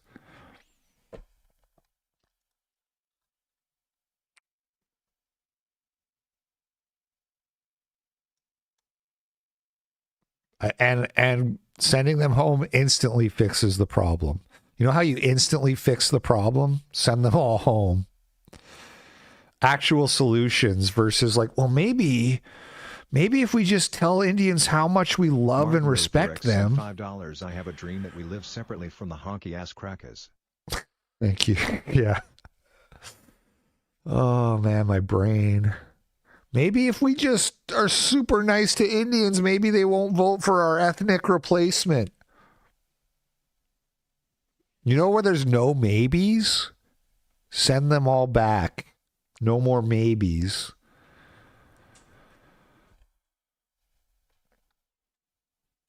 And why don't I pander to Indians, and why do I complain about more Indians? So to not rub Indians the wrong way, when Elon Musk and Donald Trump announced that they're going to massively increase H-1Bs and bring way more Indians over, you need to shut the hell up. Otherwise, Indians are going to vote against you. So you need to shut the hell up and live in a country like Canada where you get to have stuff like this.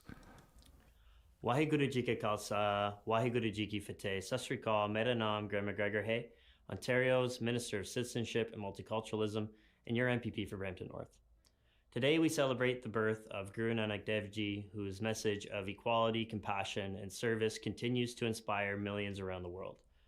His teachings remind us to live life with humility, to uplift others, and to see the divine in all. On this special day, may we carry forward his legacy by spreading kindness and standing up for justice. Wishing you and your family a very happy Gurpurab. Mere valo, tonu or tode pavarnu, Gurpurab dia, lak lak videnya. Is this what you want? I know it's what Dinesh wants. Is this what we have to have?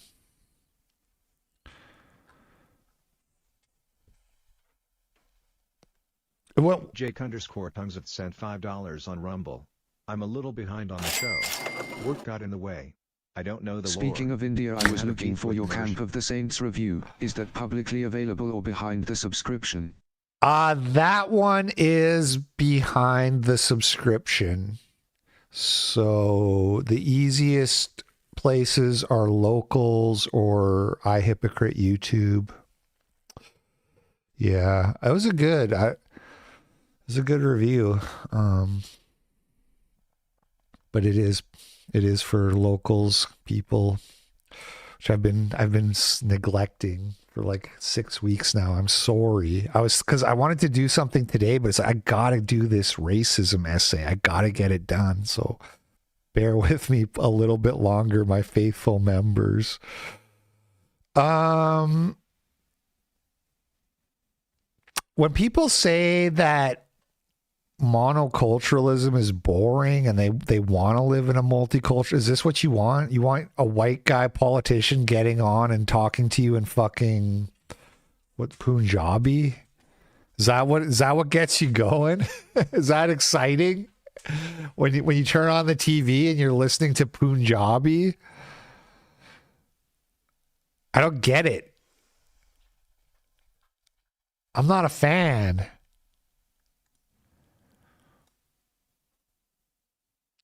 Groypers are positively gleeful over the election results. They are frothing at the mouth.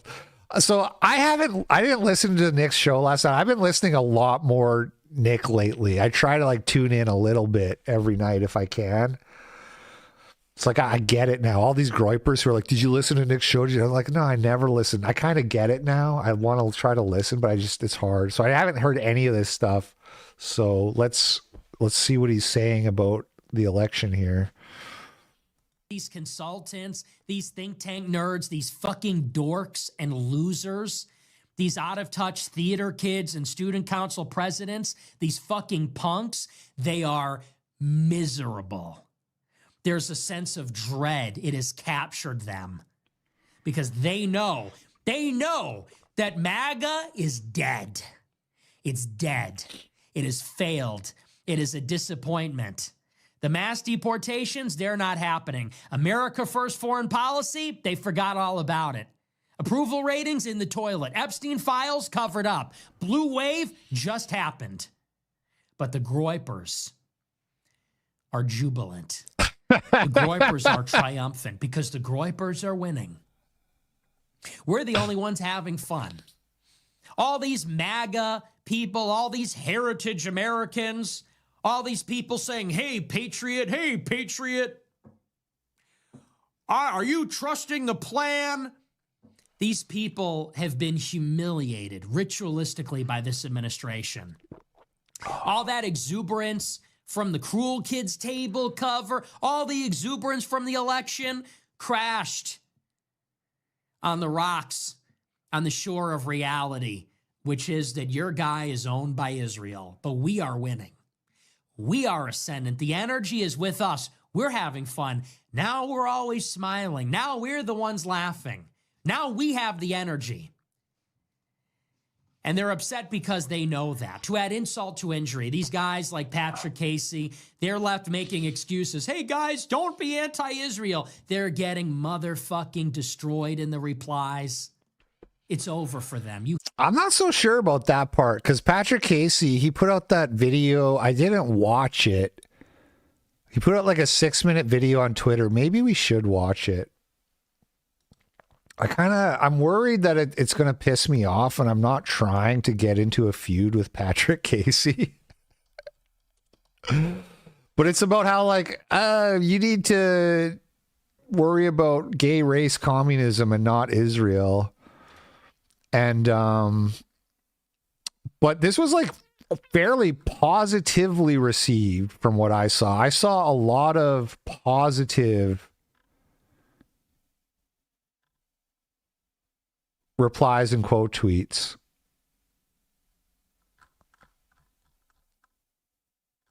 Let's look. It is time to stop putting Israel first. Now, this is something that I don't think many people on either the pro-Israel right or the anti-Israel right want to hear. But it's a message that I think is nevertheless necessary. Since October 7th, many people on the right have decided that criticizing Israel is the #1 issue. Now, I just want to be clear. I have plenty of my own criticisms of U.S.-Israel relations. There are valid concerns about foreign aid, about our focus on the Middle East versus other parts of the world. But what I'm talking about is something that goes far beyond those reasonable critiques. What I'm talking about is the people for whom Gaza is more important than America. This isn't me exaggerating or misrepresenting other people's opinions. This is quite literally what these people believe. You could look at Martyrmade, for example, who said that he doesn't care what happens in the state or the city of New York. He doesn't care if Zohran Mamdani, a far-left race communist, becomes mayor. Okay, but this is someone who has been crying about what's happening in Gaza ever since October 7th. In fact, it seems that he's devoted most of his commentary since then to what's happening in Gaza. So it's very clear that there are people on the right who are trying to make whether or not you like Israel the primary friend-enemy distinction, and also, of course, the primary issue. What matters? Well, the Gaza thing is pretty easy for most people. Like, that's kind of a layup. Because most people are against like genocide and ethnic cleansing. So, you know, most people, if you're like, yeah, I don't like all these videos of dead kids and blown up buildings nonstop and all that. Like most people are like, and blown up hospitals and churches and shit. Most people are just like, yeah, I agree. So it's kind of like such an easy layup to be like, I don't like what the Jews did in Gaza. That feels like a no-brainer. No longer. Oh, you're not talking to me. Stop the anti-Semitism. I don't really want to watch this video. I think we're like totally different on this. Me and Patrick Casey, like, because it's like I kind of agree. Kanye with the rabbi. No, is that new, dude? I kind of agree that people talk too much about Israel, but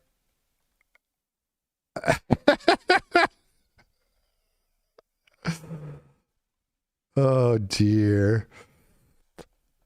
But I think the difference between me and Patrick is like, because like I want to talk less about Israel and more about Jews. Okay, I want to talk less about foreign policy and more about the Jewish question. And I feel like Patrick Casey is like, no, we just need to talk about illegal immigration and communism whatever. I don't know. I can't bring myself to watch the video, but that's my impression. I was dealing with some various issues. Why are they holding hands? Dealing with bipolar also. So it would take the ideas I had and have me take them to an extreme where I would forget about the protection of the people around me and myself. So I wanted to come and take accountability. Sometimes people aren't that knowledgeable about the bipolar and the cause or what causes it and the way you act when you have this disease. So it's like if you left the house and you left your kid at the house and your kid went and messed up the kitchen and messed up the garage and messed up the living room. Now when you get back, oh God, it's your responsibility because that's your child. And that's the way I look at it. It's like I gotta go clean up the kitchen, I gotta clean up the living room, I gotta clean up the garage. This is AI, right? Deal for me as a man. Groypers in the chat being like, it's say psych, yay. Yay, say psych, it's AI, right? Okay.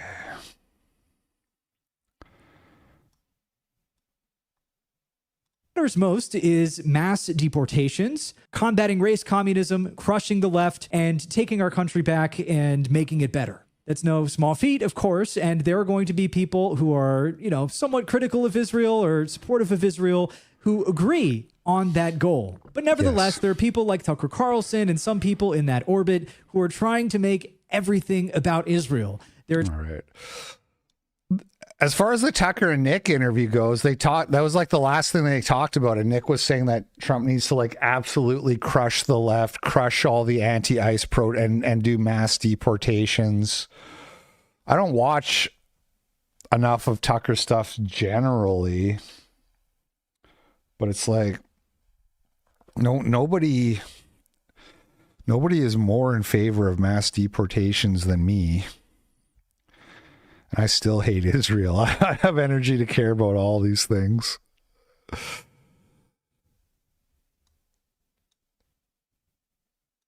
You had your chance. You had your chance. We tried it your way. It didn't work. Now we're going to try it our way. And this is what we're going to do. We're going to infiltrate the institutions. We're going to keep spreading the message, and we're going to double down. No, Tucker, I disagree with you, respectfully.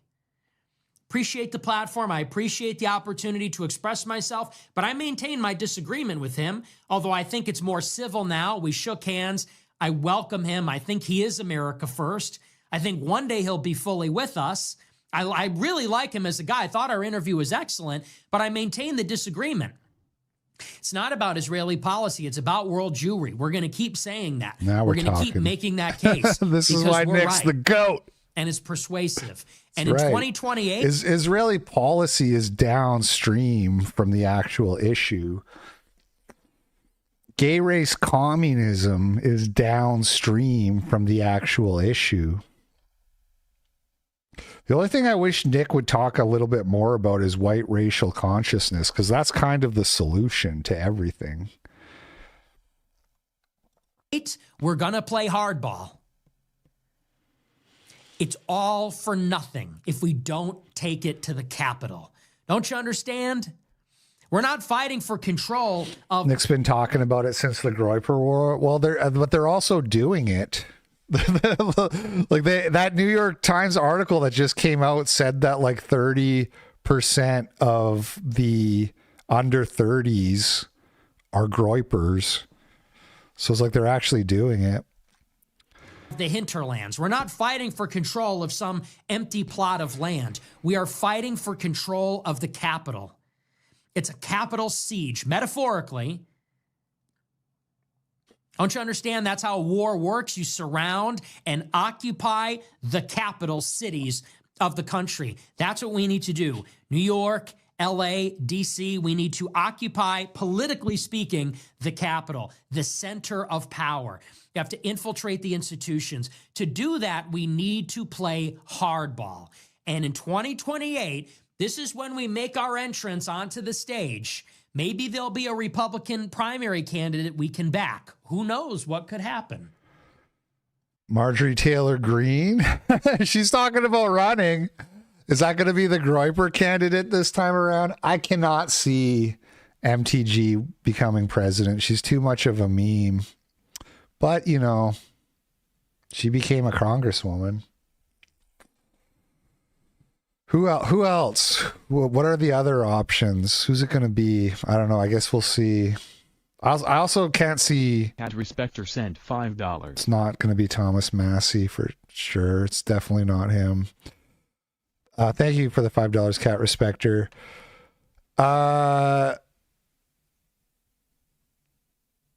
There's no way there's that many Groypers. Well, you're talking about a small. When you're talking about like GOP interns, it's like it's not that many people to begin with.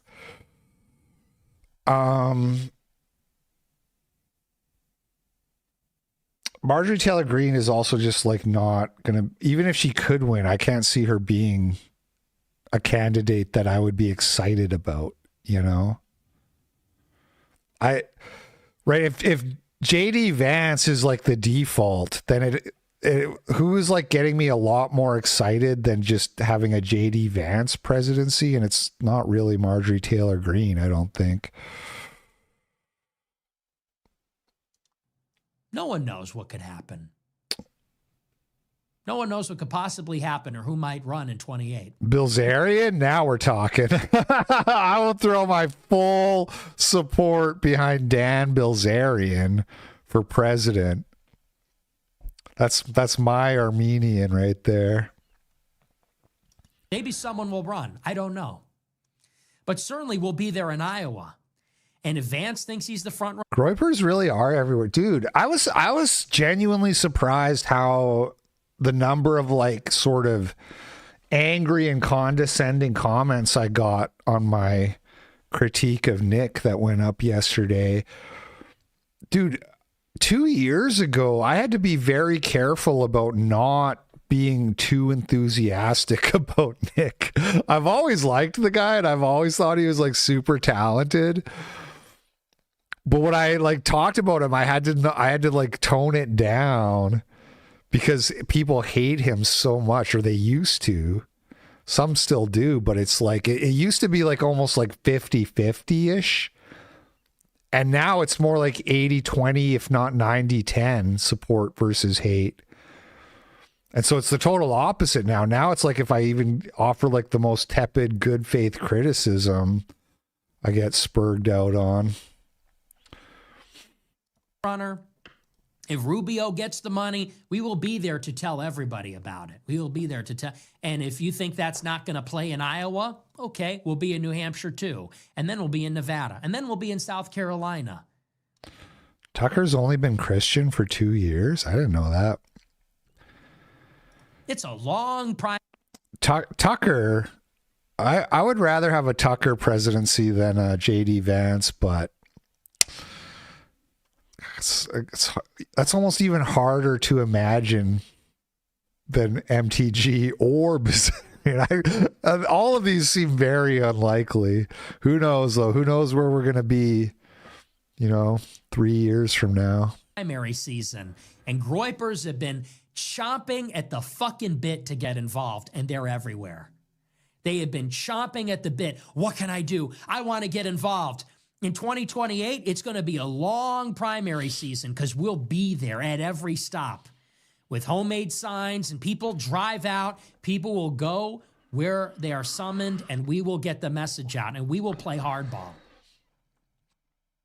Jubilant is a good word. I thought that was really funny when he's like, Groypers are jubilant.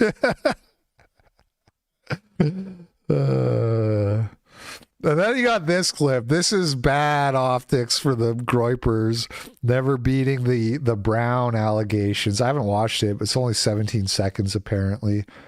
Sneeko runs into a groiper wearing an American hat first. Ain't no fucking way, bro. Yo, you ballsy with that fucking hat, nigga. Wait, yo.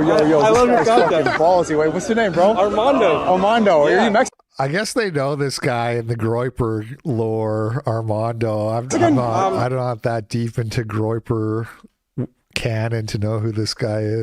You're a Mexican groiper, man. Exactly. What Just the like Nick fuck, Fuentes. bro? Yo, you're gonna make this shit hot, bro. Get the fuck away from me, nigga. It's like worried he's gonna get shot.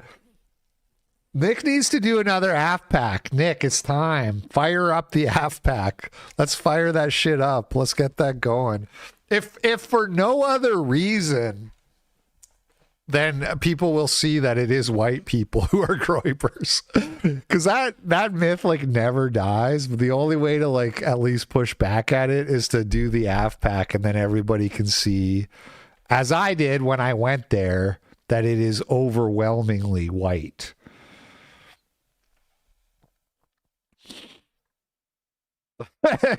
Peixoto, who is a groiper, I met him at AFPAC 4. Come on, man. What are we doing?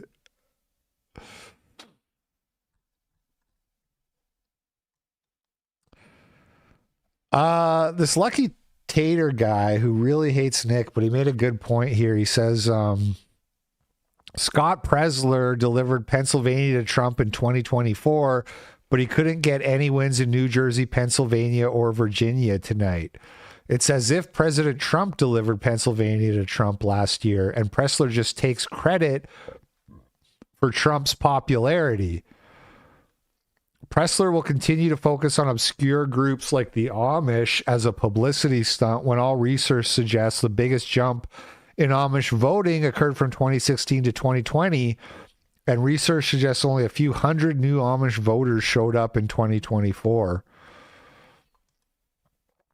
I just don't like the physiognomy on this guy, straight up. I don't like homosexuality, but a lot of them, like the physiognomy is just like skin crawling to begin with. But yeah, this guy's like propped up as this hero and like a reason why you can never be homophobic in the GOP because you need people like Scott Presler. He's done more than you ever have. What has he done? Trump got Trump elected. Scott Presler didn't get Trump elected. This is the kind of the recurring theme when these people say like, oh, look, Trump had a slight bump with like the blacks and the Hispanics, but all these other politicians fail. And it's like, yeah, that's because Trump is Trump and people love him because he's hilarious as fuck. And he's just really rhetorically sharp. He's really quick on his feet, getting slower as we go, but you know what I'm saying. And people love him. And all these other guys like Andrew Cuomo, nobody gives a shit about. It's not my fault. Okay? Cuomo didn't fail to get elected because I'm racist. Cuomo just sucks. A lot of Jews in that crowd. Well, I think they're Amish. Actually, they do look Jewish, though. You're right. Actually, these are all Jews. You're right. I think you're right. Anyway. Lakewood is going to come out strong for Jack Ciatrelli for governor.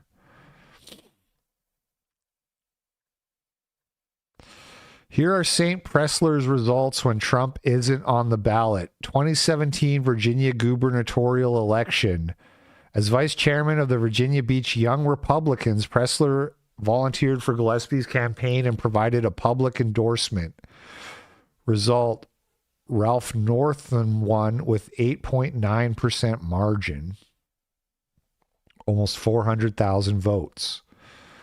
I'm not going to read all this, but he's lost every single election that he's worked on that Trump wasn't on the ballot. Every single one, long story short. And people patron saint of voter. People praise this guy like he's such an awesome hero who's saved America. It is literally just taking credit for Trump's popularity. Same as like that captive dreamer guy trying to take credit. I tweeted about Haitians eating cats. That's why Trump won. Trump won because people like Trump.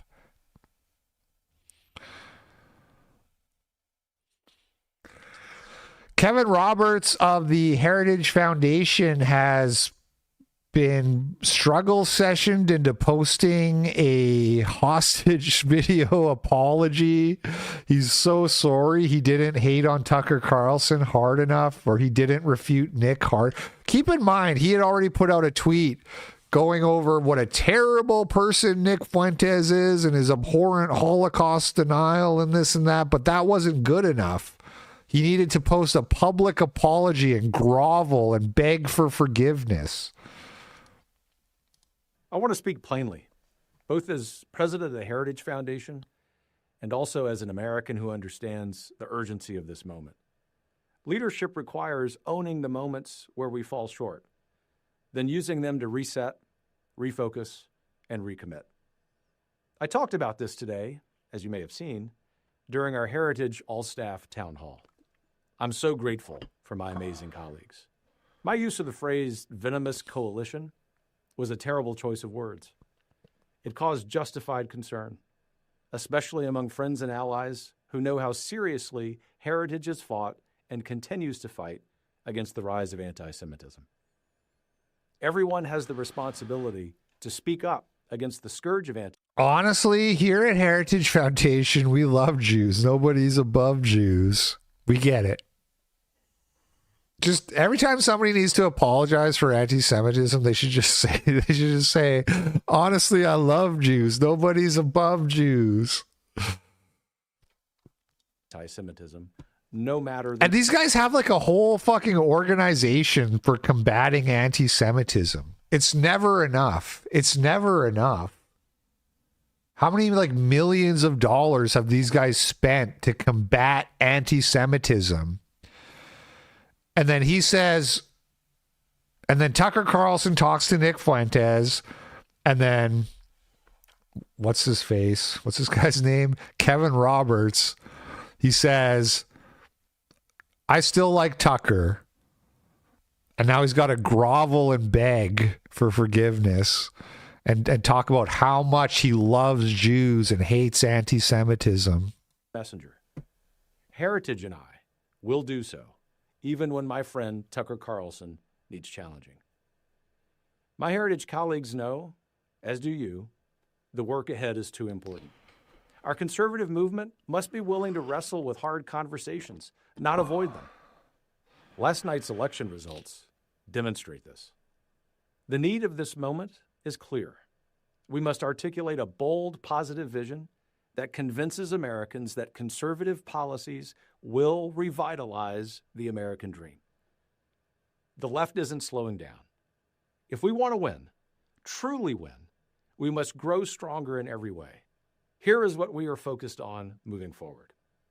Standing for strong families, because no society survives without them. Okay, we get it.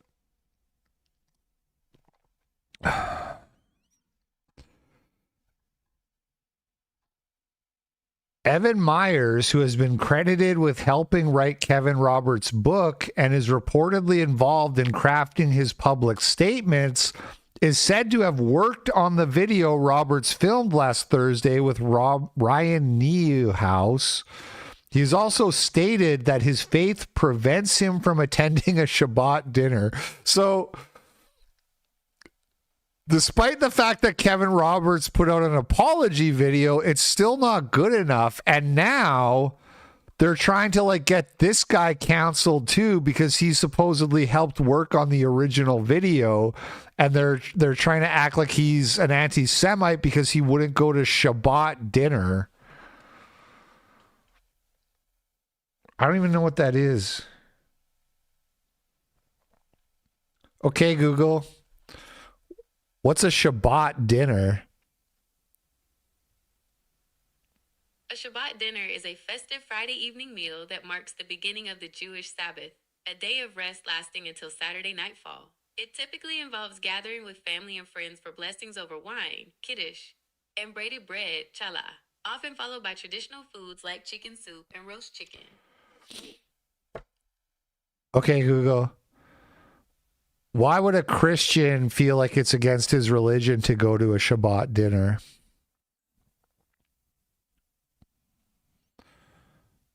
A Christian might feel it is against their religion because most Christian denominations observe the Lord's Day, Sunday, as their day of worship and rest, celebrating Christ's resurrection rather than the Jewish Sabbath, Friday sunset to Saturday sunset. Some may hesitate due to a belief that participating in the blessings and rituals.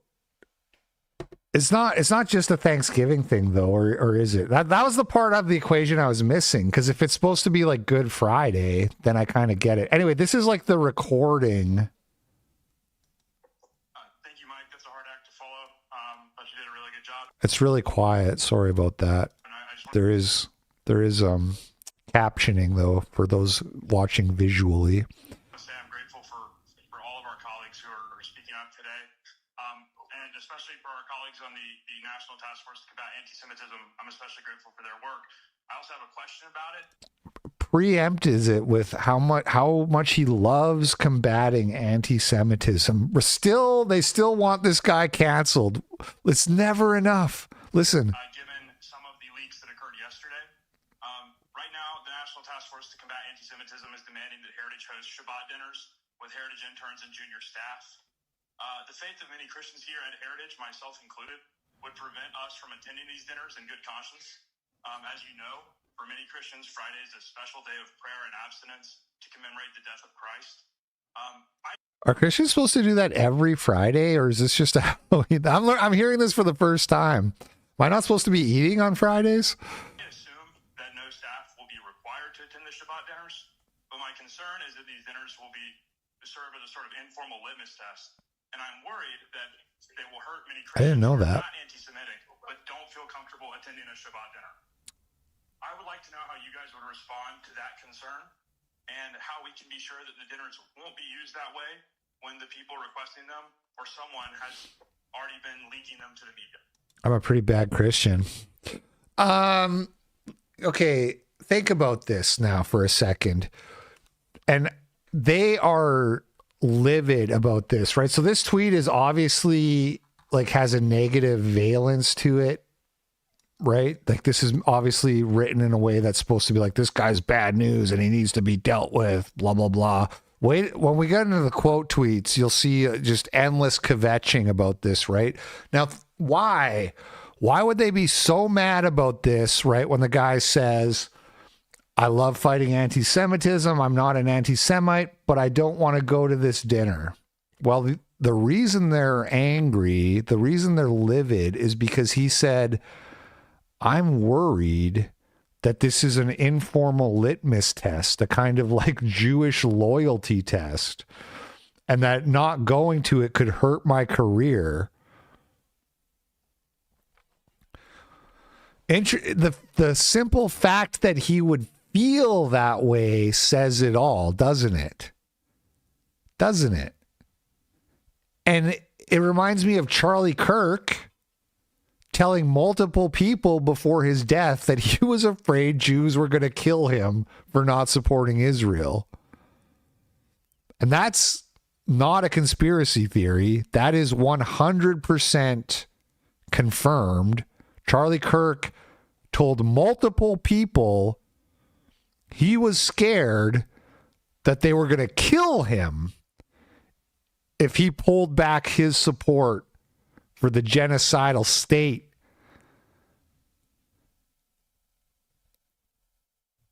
And I don't think Israel did kill him. But the fact that he would feel that way is you got to ask yourself what's going on. Thanks, babe. A chicken burger? Really? During my talking part of the show? Get it right. Thanks, babe. I love you. Charlie Kirk's not a paranoid schizophrenic, or he wasn't before he got his brains blown out, basically. He wasn't crazy. And so they're super mad at this recording of this guy saying that because they don't like when you notice. They don't like when you notice the game. They don't like when you talk about the pressure.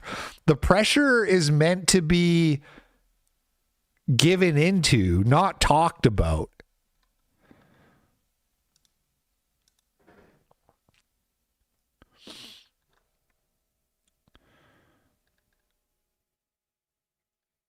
Looks like they were trying to turn the Catholics into Shabbos goys. I don't know if I'm going to be able to find the tweets. I didn't really bookmark them, but I saw lots of like Zio shills like kvetching about this.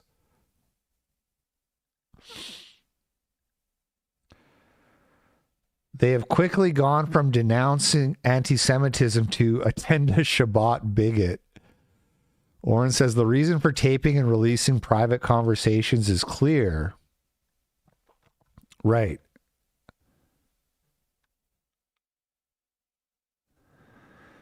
Evan wondered if, with all the leaks, someone might try to take his declining a dinner invitation as a sign of anti-Semitism. And they reacted by leaking the recording and then accusing him of being an anti-Semite. That is, when you think about it, that's insane. I wish I could find some of the people who were like supporting his cancellation, because I did see them. I should have bookmarked them when I saw them. They weren't like nobodies. They were tweets that had like hundreds of thousands of impressions.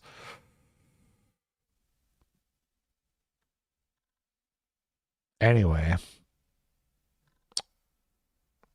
what's this reply? Let him know observant Jews do a big lunch on Saturday. Something tells me he might not want to attend that either.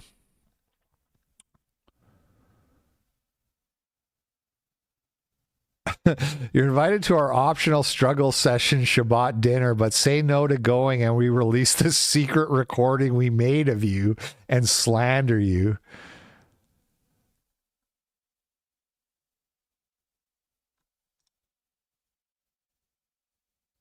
Okay. Anyway, you can take my word for it that there's people who really do think he deserves to be like ousted for that. And it gets worse. Nightmare Vision says, breaking, leaked Heritage Foundation memo shows details of meeting where a staffer questioned the rule about only being allowed to speak in Hebrew. The staffer inquired as to whether this also applied to thoughts, saying that although he speaks only in Hebrew, he still occasionally has uncontrollable thoughts in English. Vice President Victoria Coates responded, saying that while having thoughts in English is technically not in violation of the rules, she personally has no idea why anyone would even want to think using goy babble. Oh, dear. Dude, I just want to rip through this now so I can eat my fucking burger, my fucking chicken burger. Is there a video we can watch? Should we get Patrick Casey back on the line? Our Turning Point chapter decided to ban students from their chat due to their support for Tucker Carlson. They cited hate speech as the reason. So what is going on here?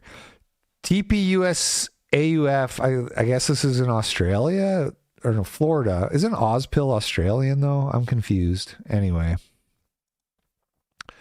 AUF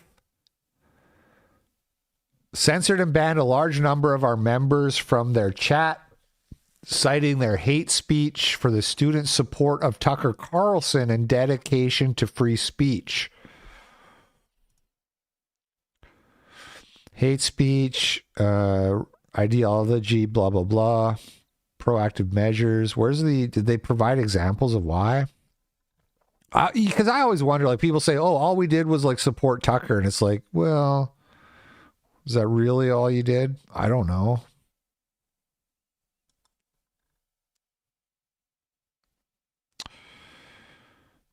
Anyway, concerning.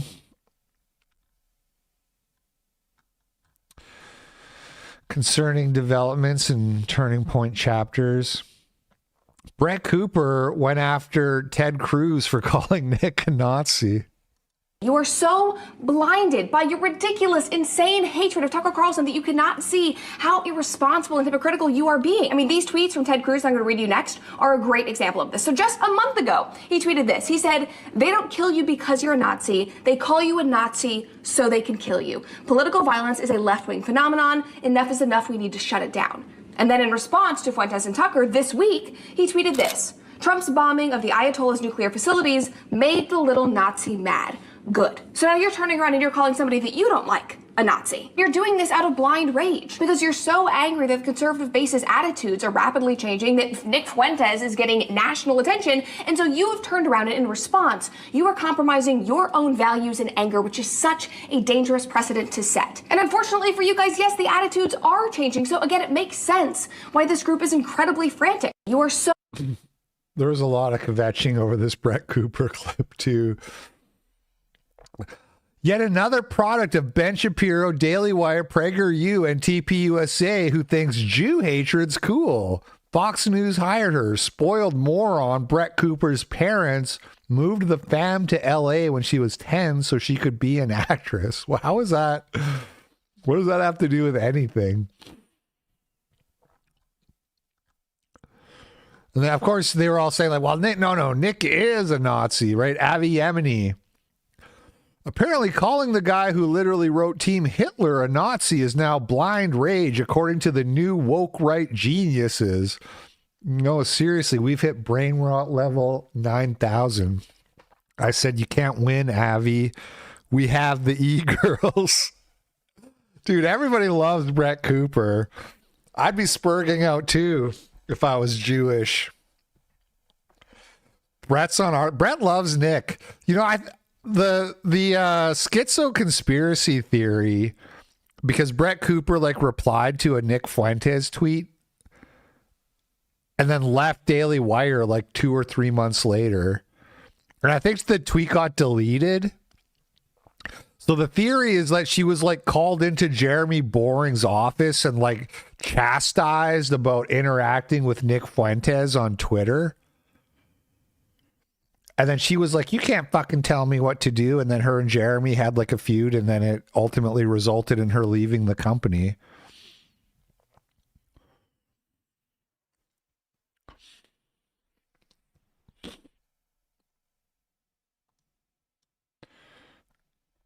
Asmund Gold. What's Asmund Gold got to say here? To this.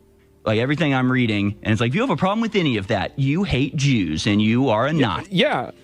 It's just not gonna. It's not working. And so the right is there are two factions inside of right-wing politics right now. There are America First conservatives, and there are international traditional, neocon Israel, lobbyist people, right? There are two groups of people here. Zioshills. We call them Zioshills, Asmund. And the infighting is why they're losing. They're losing because they're in. I know Asmund Gold said he would do a collab with Nick, and I hopped into the DMs so fucking quick and was like, "Hey man, I can host you and Nick. I can do it." You didn't reply. Wah wah. Fighting. The reality, though, is that again, the Israel issue is the Republican trans issue. I think 80%, a huge amount of voters are demoralized. Completely fucking demoralized by the fact that they have politicians playing kowtowing and playing patty cake with Israel constantly. It's a massive thing. And the more that you play into that and the more that you try to oh no, this is normal, this is fine, that's the problem. Pull it as you did with the trans stuff.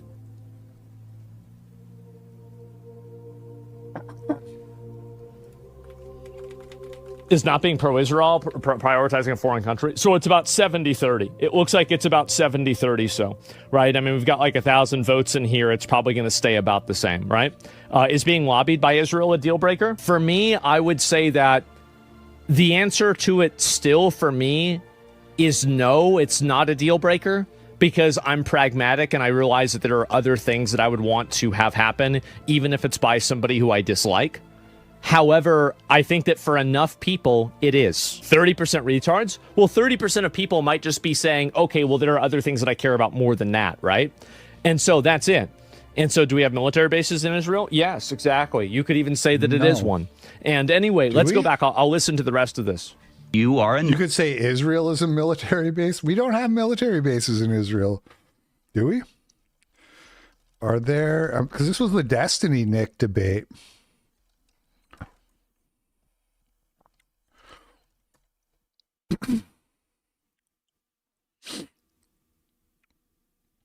Small permanent military presence and facility.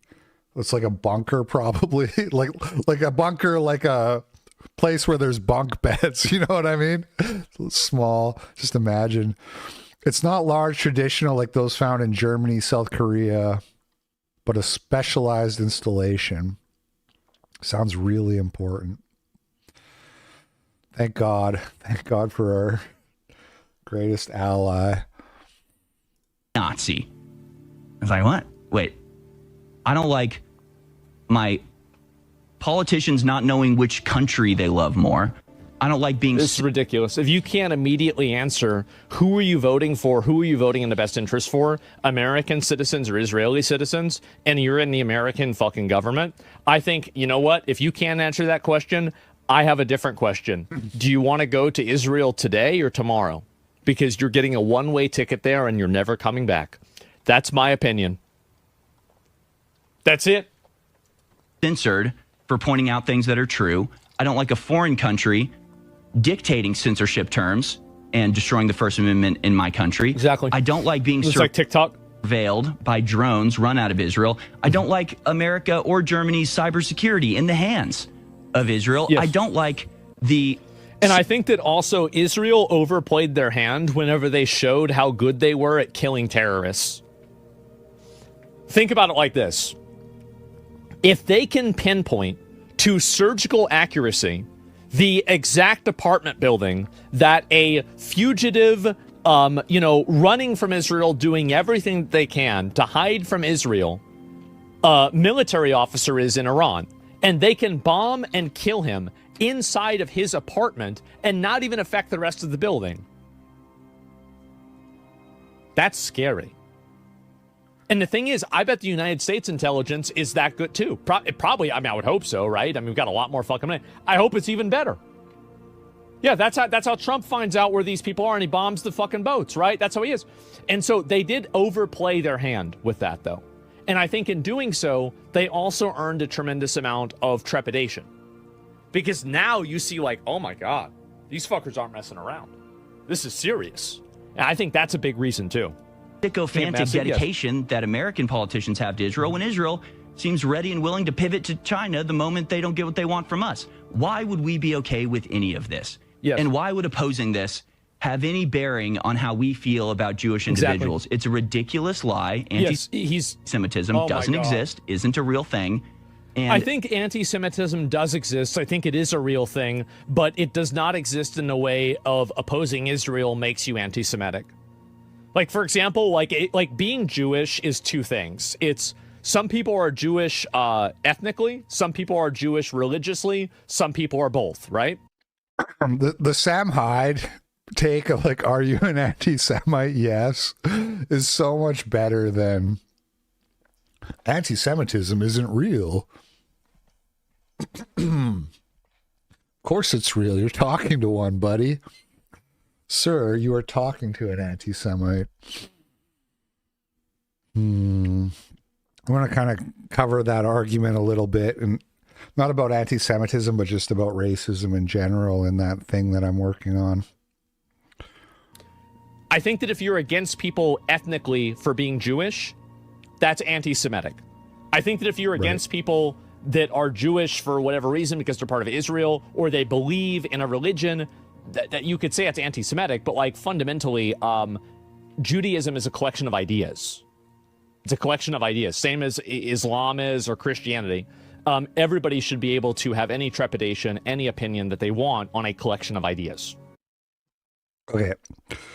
Not to fly too close to the sun here, but the case for anti-Semitism in brief, What if people aren't just all blank slates who are just products of their upbringing and their ideas? What if groups of people have trends in their behavior, and that the stereotypes that develop around the people and the characteristics of the groups become known because of the way they behave everywhere all the time, generally speaking, right? And then what if I'm just like, well, I don't like those traits of that group. This could apply to Jews. It can apply to any group, racially speaking, ethnically speaking. There's probably other religiously speaking, there's other characteristics you could judge people by, right? I don't like Muslims because I don't like their religion.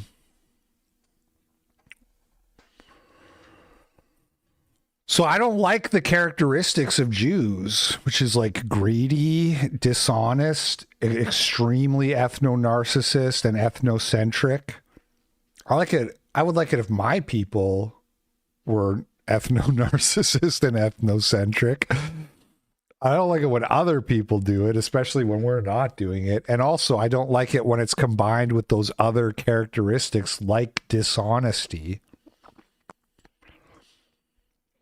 Because then what happens is they say, oh, we got to take advantage of these other groups. We got to scam them, screw them over, and take stuff from them.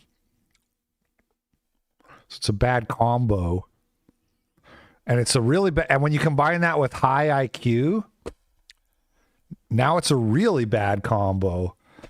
Because now you got people who are trying to screw you over, take advantage of you, and use you, and they're fucking smart. Not a fan. Not a fan of that whole deal. Okay? Some very funny comics, some good music, some good movies here and there, sure.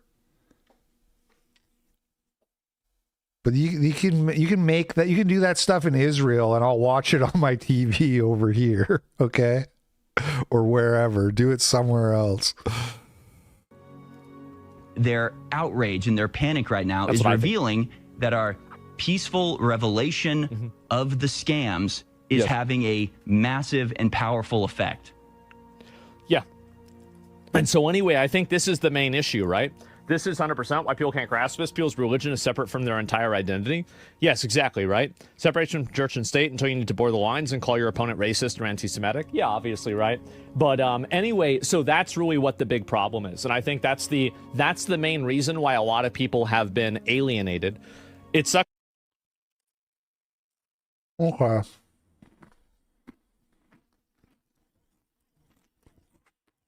Do we need to do any of this other shit? Ooh, this is 20 minutes. No way. Matt Walsh, people on both sides are constantly screaming in my ear, demanding that I disavow, denounce one or the other. It's just not ever going to happen. Not ever. I do think I saw like a Nick quote tweet of Matt Walsh that I thought was a little bit much. I don't remember exactly. It was like I'm losing patience or something, and it's like, you don't really win people like Matt Walsh over that way. You don't bully some people into your side. Anyway, though, I'm going to wrap this up. Oh. Hey, so do you want to just disavow white supremacy real quick? No. The criticism of the content, which was basically that maybe specifically in this political climate, like, white people shouldn't joke about. In this political climate, I'm so sick of this. Because it's the same thing, not to keep harping on the Nick thing, but this was one of the big counter arguments to the criticism of the birthright stuff is like, really? At a time like today? At a time like now? Dude, I hope some of you people call in on Saturday. People who are like really genuinely annoyed with my take. I hope you call in so I can rhetorically rip into you and just demonstrate like what a retard you are. But these are little tricks people use. Really? You think now's the time to do this? In the current climate, the current political climate, you're going to put out a jeans ad at a time like this? Genetic superiority, like that was kind of like the criticism, broadly speaking. And since you are talking about this, I just wanted to give you an opportunity to talk about that specifically. I think that when I have an issue that I want to speak about, people will hear.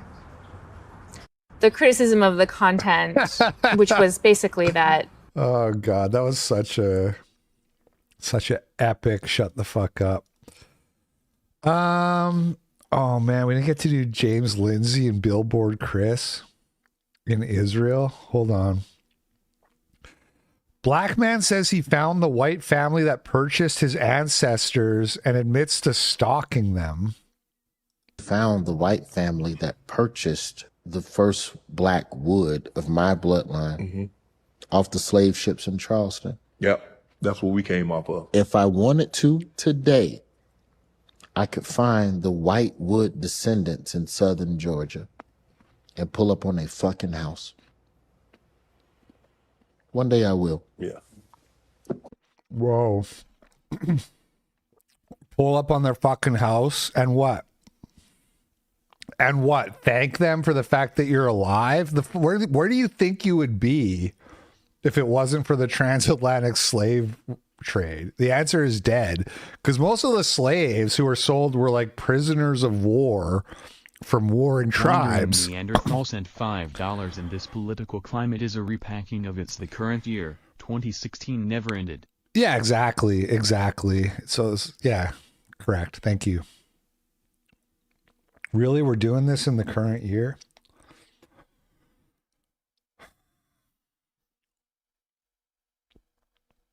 Warring tribes of Africans fought each other, took prisoners, and then the only reason they didn't kill the prisoners is because it was more profitable to sell you into slavery. So you're welcome. Thanks, Jews. Hey, man, have you thanked a Jew for starting the transatlantic slave trade so that you're now alive? And bonus, you also get to live in America, not fucking the Congo, which you're welcome to go back to anytime. You're welcome to go back to Burkina Faso anytime you want to. We'll do a GoFundMe on one condition: you can't come back. They ain't got no money though. I Zillowed they crib. They broke. Like, Really? So what, owning slaves wasn't like the cheat code to build America and be super rich? You're telling me this for the first time. That's the thing we'll talk about with slavery, man, is that there's a lot of white people fumbled. Like, yo. They fumbled the bag. Yeah, you had working for you, you still couldn't come up. How you broke and you had slaves? Yeah, that was valuable. That was gold. They fumbled, bro. That's Code Shannon to get $50 in lineups after you play your first. Danielle Grant is starving. It's really bad. Danielle Grant is starving. You know, I'm trying to see if I can get some food because we literally don't have anything to eat today or tomorrow. So we're trying to make it. It actually starts with the words Danielle Grant is starving. It's really bad. Danielle Grant is starving. You know, I'm trying to see if I can get some food because we literally don't have anything to eat today or tomorrow. So That's a shame. That's so terrible. Nowhere to go. Grant and many others got to the Hope Line today just to make an appointment to come These back fresh later apples in are the week dope, for though. food. Resources are slim, leaving 40% of Bronxites without money to feed themselves. Some still in shock. You heard things before, but it's like they're not gonna let people starve. That's ridiculous, you know. But it's like no, that's literally like what's happening. We hope the food pantries maintain open because if they don't stay open, I really don't know what we're gonna do We asked people their reaction to hearing that the Trump administration will partially fund the SNAP program. People say it's not going to do much. They have families to feed and already struggled at the end of every month when they were receiving the full amount. Wow, not enough. At least it's something to hold on, but I think everybody's gonna have to get a second job. It doesn't really last the whole month. You know, probably like 2 or 3 weeks, and then like last week you gotta scramble to find, you know, things. This couple has 4 kids. The mom says pantries aren't always reliable. They have limited supply, or by the time we get to the front of the line, then it's really nothing there. So it's hard. She says she's holding on to faith. Meanwhile, others are worried hunger will drive crime rates up. We don't know how much money will be reloaded. Anything but a job. Quick, turn to crime. Billboard Chris and James Lindsay are in Israel, and you know what that means. James Lindsay, so bright and wise, spreading thoughts that mesmerize. Let's see what he has to say today. Mr. Lindsay.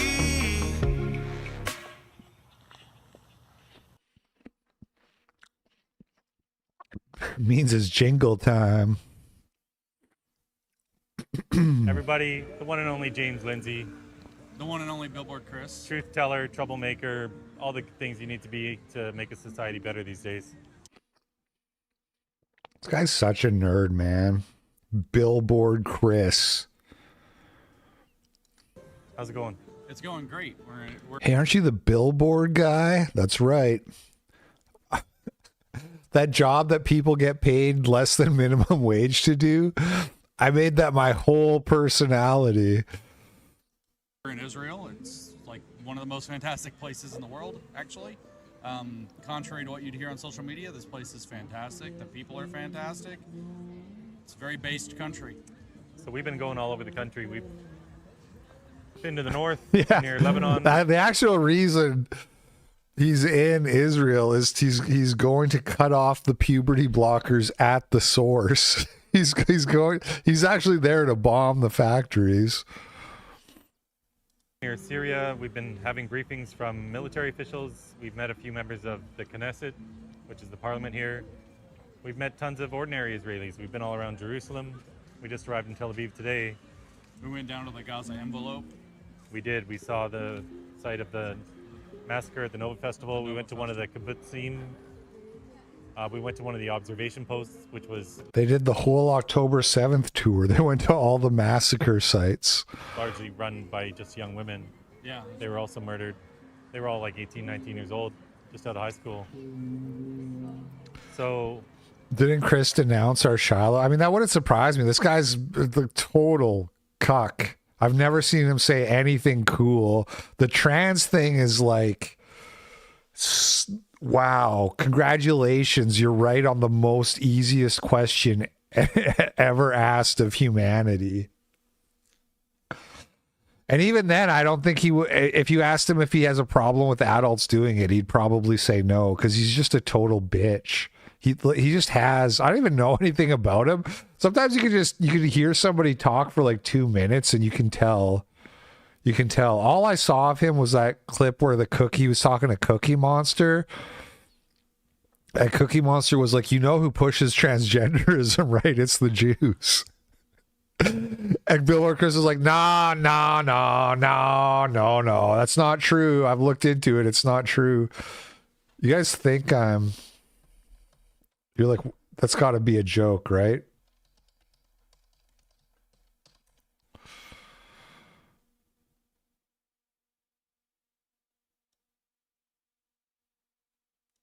Does it actually not come up? Was it Cookie Monster? What was it? Am I remembering it wrong, or does it just not come up? We played it in YCSP, man. It was so funny. This was a while ago.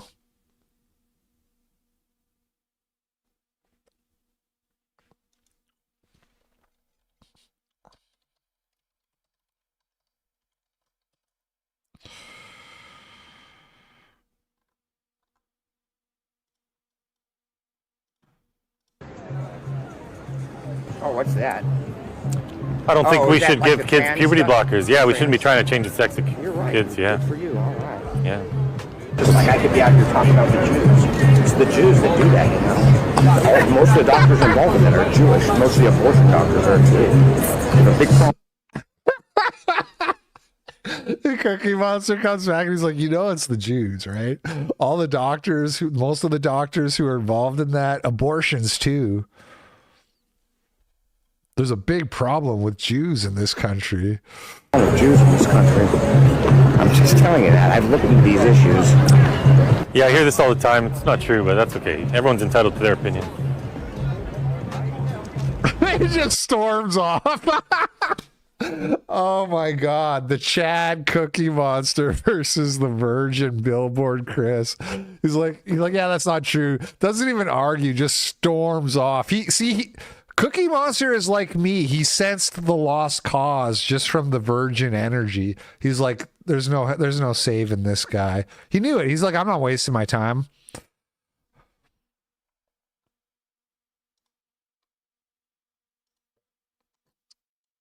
It's a testament to how shitty Google is that doesn't like immediately come up as the top result.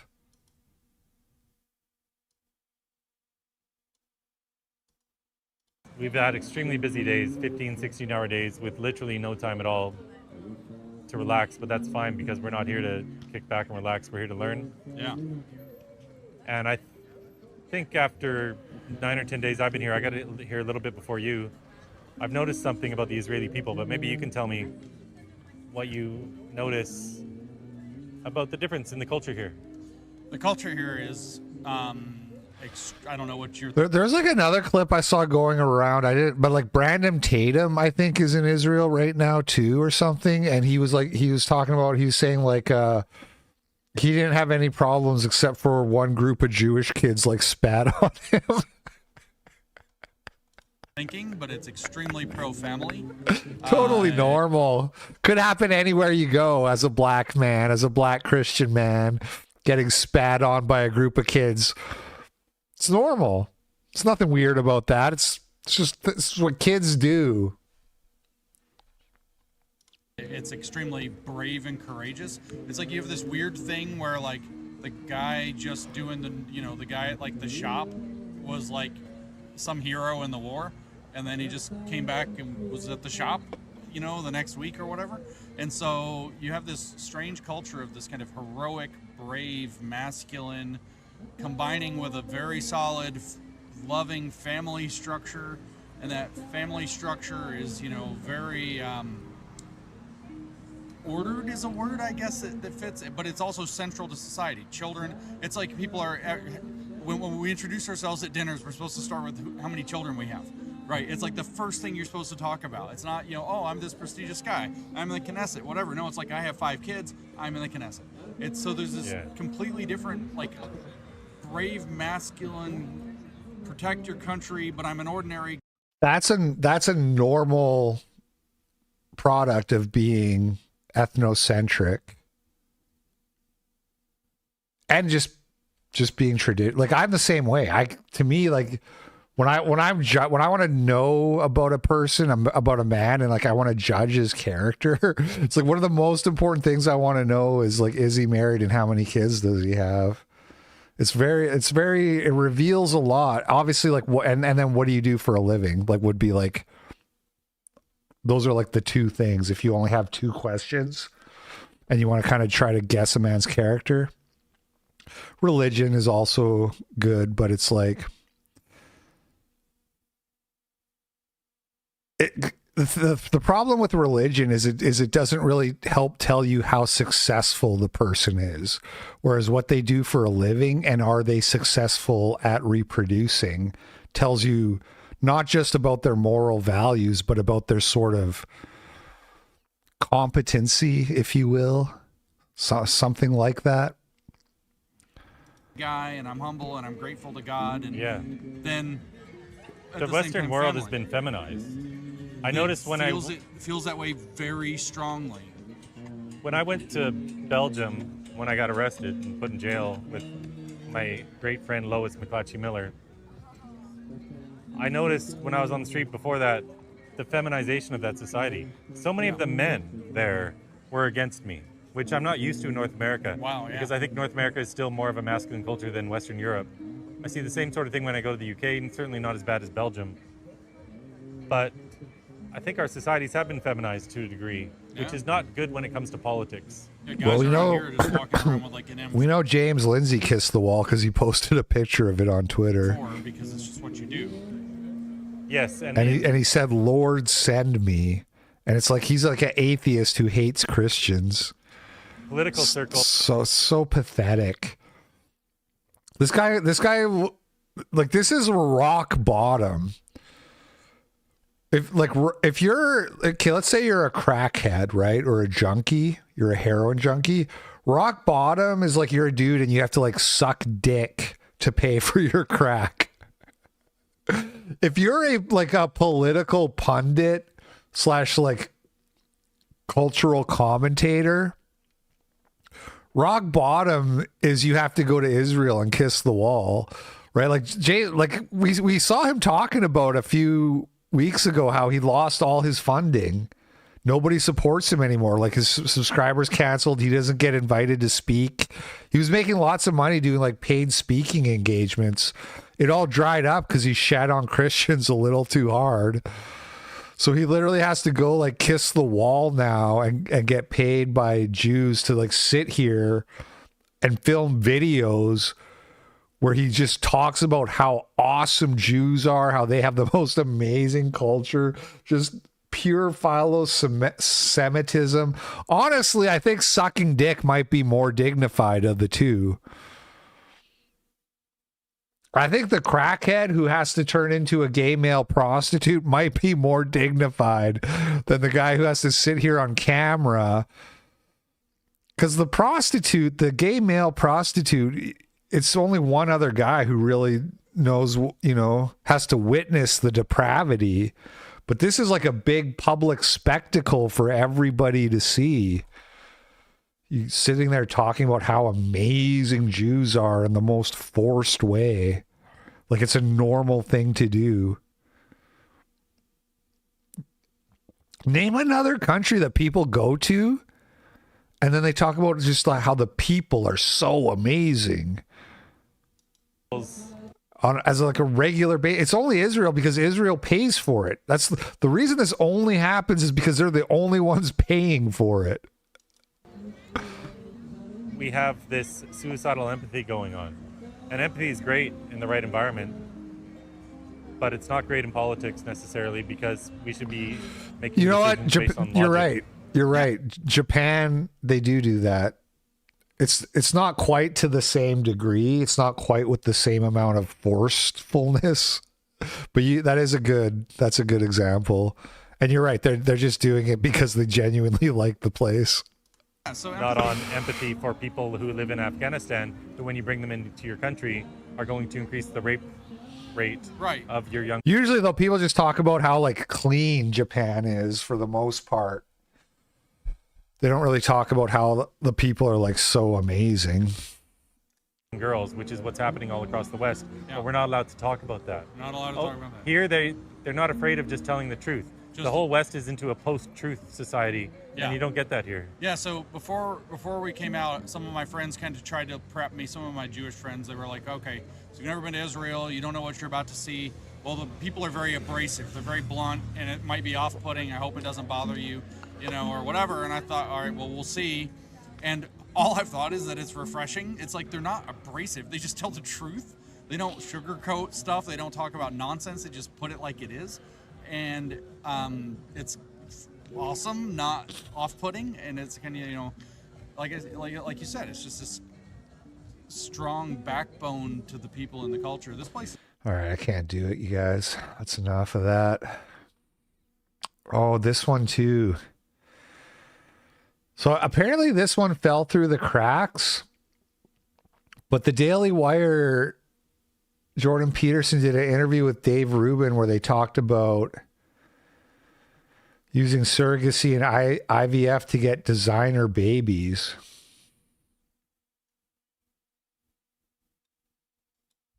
Children who are breastfed do better. Yep. I believe that 1 year of breastfeeding is equivalent to I think breastfed kids have a 5-point IQ advantage, and 1 point IQ is worth 1 year of education. I have basically. 2 freezers in my garage, 2 industrial freezers full of breast milk. Because Right, that's right. Who, So- David so- has done all the research on this. Right. So Yep. another complication, but okay. And so, but roughly speaking, women tend to do the nurturing thing more and men do the encouraging thing more. So now the question is, how do you mediate? How do you manage to fulfill both those roles in the absence of a heterosexual arrangement? Now, Yes. you know David pretty well, and we've been out to dinner with Tammy many times. Yeah. And you know him. He is incredibly warm and nurturing and loving and deeply cares about all those things. And I'm telling you, he is reading about skin-to-skin contact Yeah, every day yeah. and all of the breast milk stuff and everything. And I know he will have a huge percentage of the stuff that a mother would bring. But I also know Right. it's not all of it. And we thought we could take some of my sister's eggs, and she's a mother now. She's actually pregnant with her third. But that we could get her eggs, and then we would take David's sperm, and then we would have 2 children from that. After a long time of talking about a year debating that back and forth and going through all that, there were a lot of ethical and moral issues. And my sister then would be the biological mother of my children. I mean, there were all sorts of things that Right. we were about to traverse. Right. And that's all uncharted territory, right? The average person who was protesting at Stonewall, if you would have said to them, the average person that was 35 years old that was at a bar at Stonewall, I want to be able to go to a bar that has windows maybe that aren't blocked out, that isn't underground, and all of these things, and be in a relationship that I don't have to hide or whatever. Actually, 30 years from now, 40 years from now, this is going to be about sending your kid to school where they're going to privately discuss sex with teachers. They would As a never prodrome believe to it. hormonal transformation and surgery. That I think had the world not shifted to be a little bit kinder, had I not maybe been on tour with you and come to some of these realizations or found someone in the world that I wanted to put their needs above my own, that I could have been left to a life that would have been sort of purely narcissistic. Based?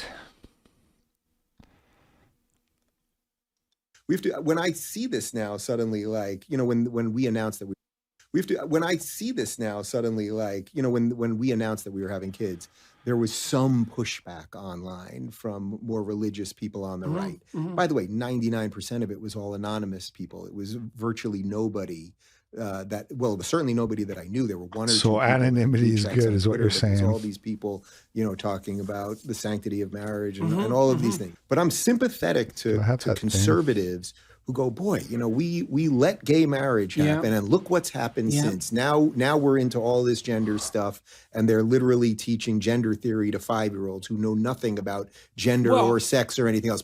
I see it. I see what they were worried about, and unfortunately, the left.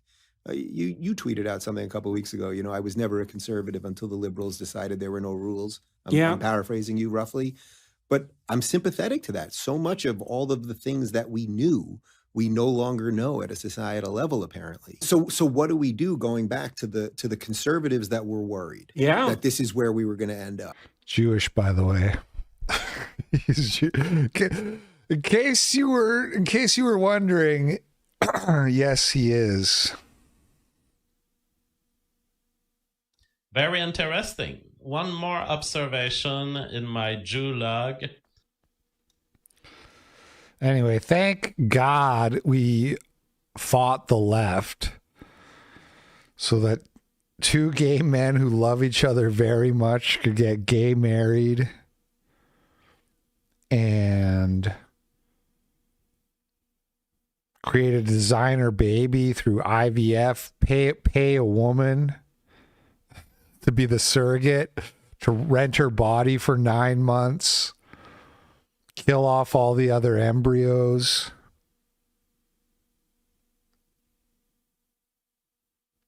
It's all, as an American, it's all I'm so glad the people at Stonewall can see how far we've come. I can't believe he invoked, like, I'm supposed to feel good that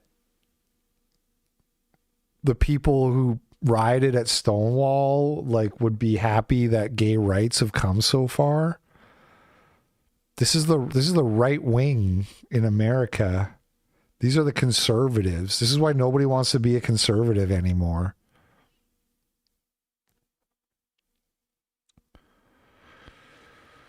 I saw JF's tweet. I thought it was reasonable. He was fairly ambivalent about it. And to be honest, I'm more ambivalent than I come across, which is maybe why I was surprised people were so mad at me. Because I did talk about it a lot. And I do, like, you know, I don't ever want to hear the words, I don't care what color you are. In any context. I don't ever want to hear those words. But it's like, I'm not like mad at Nick. You know what I mean? I'm not like a hater. So I basically more or less agreed with what JF said. All right, I'm going to call it a day, you guys. This is 3 hours. What is it? Thursday. So we'll be back tomorrow morning with our Friday media frenzy. I have a lot of vibrant migrant stories and blacktivities because Allison sends me so many. I was like, I don't have time for these today. I didn't get through all the stuff I had. But thank you for watching. Oh yeah, don't forget Prozis. Thank you, Donald Ductator. Please don't forget that I'm going to lose my sponsorship if you don't go to Prozis and use promo code LP. And it's currently 50% off. 50% for Black November, B November. So please buy something, please. All right. You guys have a good one. I will catch you on the flip side. Peace out.